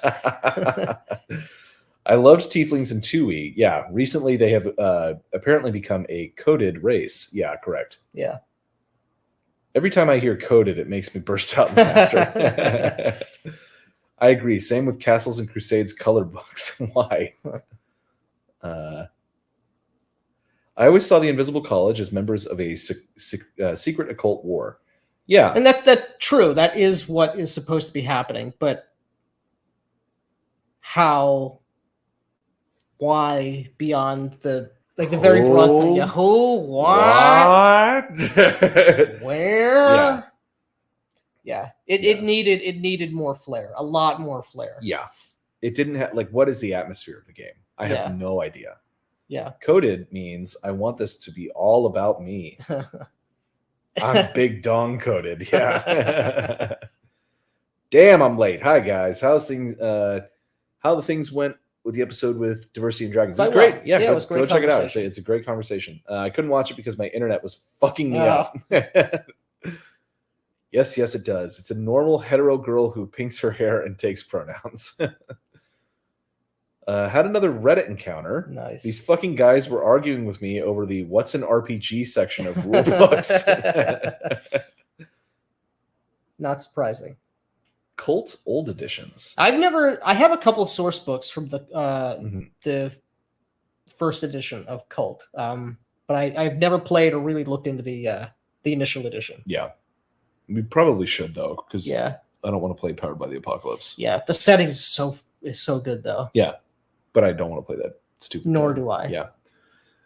What was bad? I don't know. We think a lot of things are bad. A lot. There's a lot. Yeah. It's rough out there. Did Mage the Ascension do it better than the Invisible College? Yeah, 100%. That at least that had a clear setting. The factions actually were evocative, and okay, I know I have a much stronger sense of what a Verbena is versus an Order of Hermes versus a oh correct, I can't remember the other names, but you know what I mean. Like there at least is something. I don't like the technocracy versus the traditions, but it's at least a vision. Yeah, for something. Which book? Probably the Invisible College is probably what we're talking about. I don't understand why RPGs need to explain what an RPG is. No other type of game has to explain that type of game they are. They just explain the rules of the game. But yes, people don't know how to role play. Yeah, people don't know how to role play, and they get it wrong. I think those are important. That's an important section in a book. I think most people write what maybe is not written, what is written in that section by most people is dog shit. Yeah. Maybe not what is an RPG, but what is role playing or how to role play. That is absolutely essential because nobody knows how to do it. Yeah. Mage 2e is great if you have the best players in the world. I'm assuming that's Mage the Awakening 2nd edition, Chronicles. Maybe. Or maybe it's Mage the Ascension 2nd edition. I don't know. People tend to prefer the 2nd edition Old World. I have heard that, yeah. I recently bought Invisible College. I can't really offer the most informed opinion, but it feels a little too much like one of my wife's dumb occult books, not an RPG. Yeah, it's not an RPG. It's just an assortment of sort of mechanized like occult stuff that you could get off of Wikipedia or like the Sacred Text Archive or something. Yeah. And the thing is, it's like, I don't find actual occult stuff interesting. Like, that's what I found. The more that I've learned about it, I'm just like, this doesn't sound cool. Yeah. Like, it really doesn't sound cool at all. Right. And I want magic to be cool. Because it is cool. Yeah. Mage 20 is pretty decent. Yeah, but I will never read that phone book. Yeah. I have it. I have the PDF of it. Will not read it. Some asshat on Reddit told me, well, someone might buy a rule book at a flea market. What if they think they're buying a novel? Yeah, that guy's retarded. Yeah. You're right. Like the person who... can you guys please make your locals? Yes, I'm setting it up this weekend. Yeah. So yes, we can, and we will. We can and we will. Like a compilation of real esoteric groups with little direction on how to make them interact in an interesting way. Yeah, that's exactly what it is. Yeah.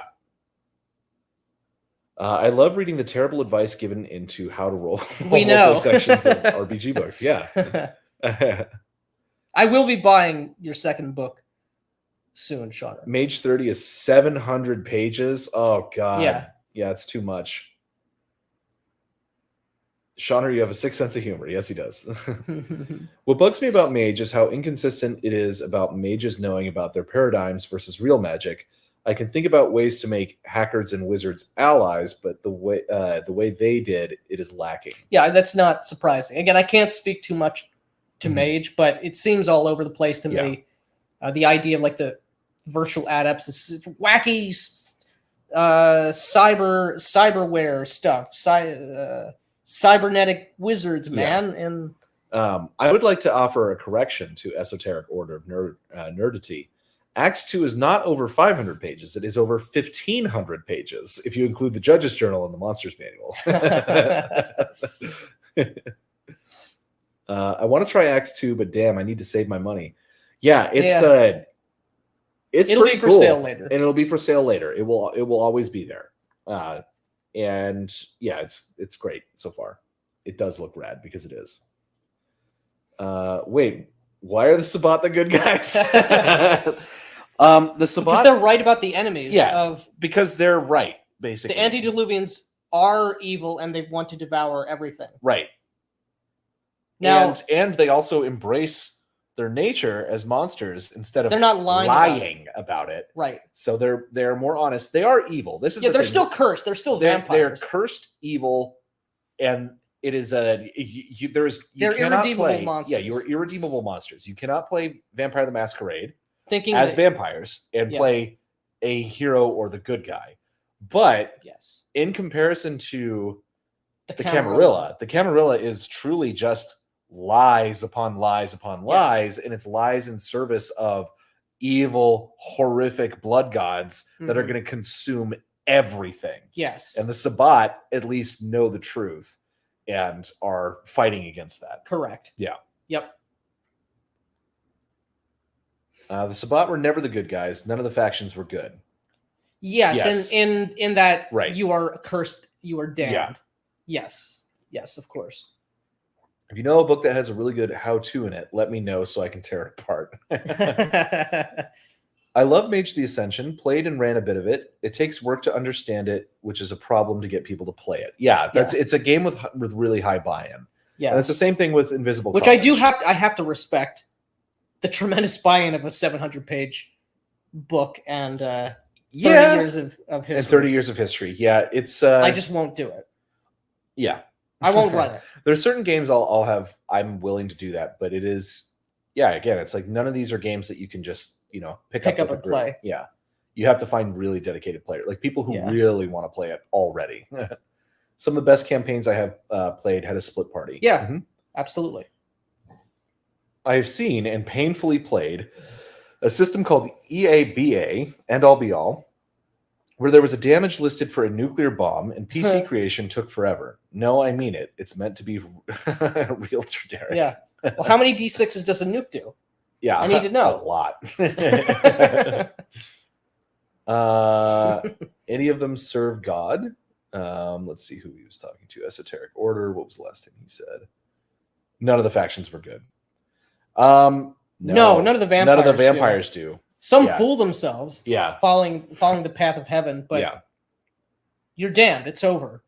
You lost when Lord Mateus, how's it going, man? Sorry. Oh yeah, good. No, you lost. You're the bad guy. I just jumped in. Ascendant is badass. You need something like what McCrease did because of the very nature of supers. Everything scales perfectly. You just got to make it through the basic math. This is the thing. I haven't read enough of it yet. It's not the math per se. It's having to count up and factor in like the numeric equivalency of all of the variables of any given scene. Yeah. It's setting up the formula. That's the problem. And it seems like a big problem, and I haven't seen a way to overcome that issue yet. You know what I mean? There's get 6 smarter. cards. Get smarter. Go back to school. Yeah. Like Lord Mateus, we were saying earlier, we might just be too stupid to play this game. But again, I have to read it more, and then Nick and I have to discuss it more, and then we'll have McCrease come on to explain it for us. Hopefully, Mr. Max will teach us how to play it, though. Yeah, that would be great. That'd be great. we need someone with a bigger brain than we do. You only have to understand 7 simple philosophical concepts to play mage. It's not that hard.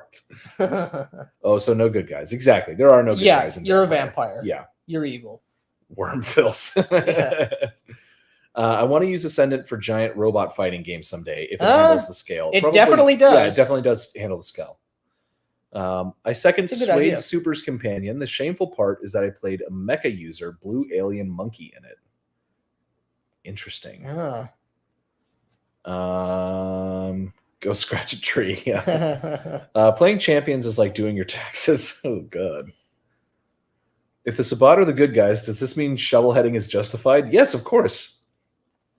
Young Steve, what is your dream supers game? I just want one that has a cool vibe to it. Is complex enough that it gives me all of the types of powers that I would want, and that has a conflict resolution system that is not overly burdensome, that I can just use, and I can make NPCs easily. And I would run a game in the City of Heroes world, is what I would do. That is my type of like supers genre. MCG has a great super setting for the Cypher system. Oh man, Lord Mateus, I can't believe I agree with Shauner. Yes, starter sets are dumb.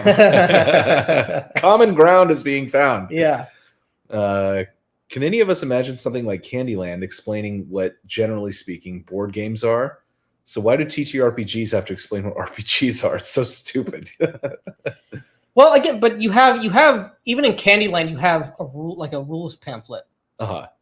You know, it's simple.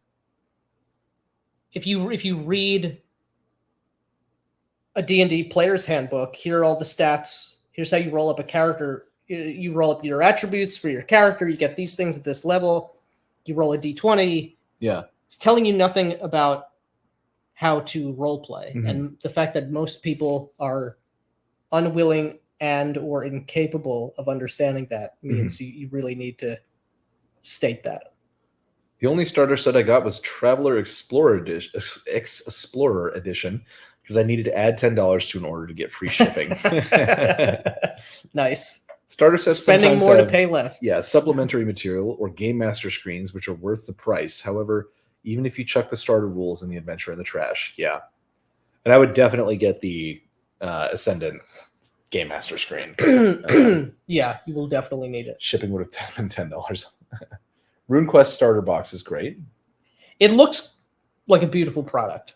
I don't have it, but Lord Mateus agreeing with Shauna again. Mage the Ascension was fucking awesome. Second edition only. I've always wanted to read Mage the Awakening. I started reading the first edition and stopped because the magic system seemed very cumbersome. Yeah, I don't know anything about what the gist of Awakening. The first edition lore for it was about like Atlantis and stuff. I was like, this sounds fucking stupid. I don't know what they did with the second edition, but generally the second editions sound like they're way better. Personally, I love Mage the Ascension 20th because they tell you, hey, this meta plot happened. Here are the rules if you want to add it to your campaign. Interesting. Nice. 99% of TTRPG customers can't roleplay. That is correct. True. Snakey, are there any resources you recommend or advice that you can give on how to roleplay? My characters can't seem to grasp it. Everything to them has to be dredged in irony. That's a tremendous problem. And that's a tremendous problem that no amount of advice, I think, can... Right.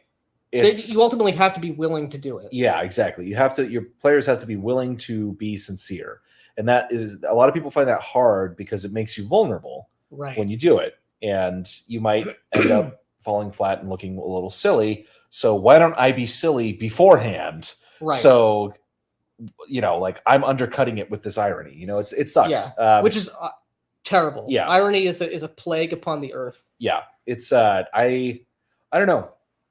I think maybe just try to see if they can come back to reality and say, I want to take this a little seriously. Let's do it with a little sincerity. Yeah, or just try and set some boundaries. Yeah. It depends on how lenient you want to be with these people. Yeah, and then otherwise maybe look for other players, which I know is tough.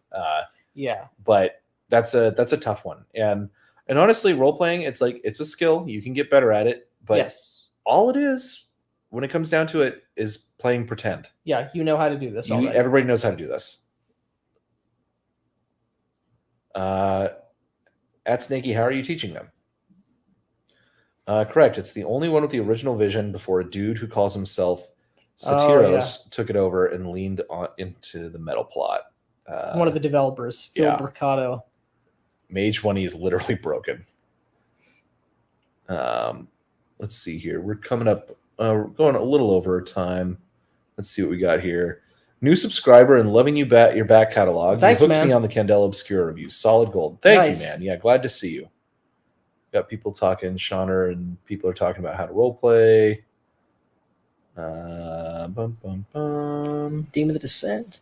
Demon of the Descent. Demon of the Descent will not get updated. Yeah. And it doesn't need to. It came out late enough. Yeah.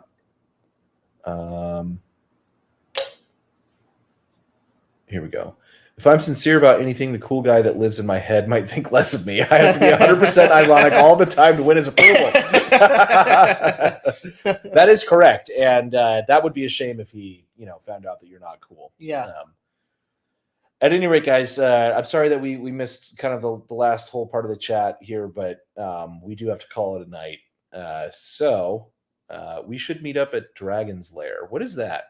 It's a place. This is the guy who said he was in Austin. Let's find out. We are going to do a meetup, and we'll post about it on the locals when the locals is up. But we met up at Green Emerald Tavern. Emerald Tavern. Every time I mess that up. Yeah. Emerald Tavern. With a couple other guys that from Twitter a month ago, and we're gonna kick that back up and have it probably be like a monthly thing somewhere in Austin, not necessarily Emerald Tavern, but Dragon's Lair. We will look that up for sure. Dragon's Lair Comics and Fantasy. Interesting. Game store. My phone is being so slow right now. It is in Austin. Any hint about the next channel video? I can tell you what my next video is, and it'll probably be the next one. It's going to be Shadow Dark versus OSE. Battle of the Little Black Books, basically. And then Nick is going to be doing Second Inquisition for V5. For V5. I also am putting together a video on what is the difference between acting and role playing, and talking a little bit about my experience with both, which I think will be really fun and it'll be a really interesting video. That is the short, uninteresting, less interesting one that I mentioned on DD. However, I did over the course of this live stream have a slightly more interesting thought about it, so it'll be a little bit more. It's been an Austin gaming hub since 1986. Yeah. Awesome. Yeah, we will definitely check that out. At any rate, yeah, we're gonna end the stream now, but be on the lookout. The locals is coming soon, and more videos to come. Yeah, definitely. Appreciate the super chats. Thanks for everybody tuning in. Take it easy, guys.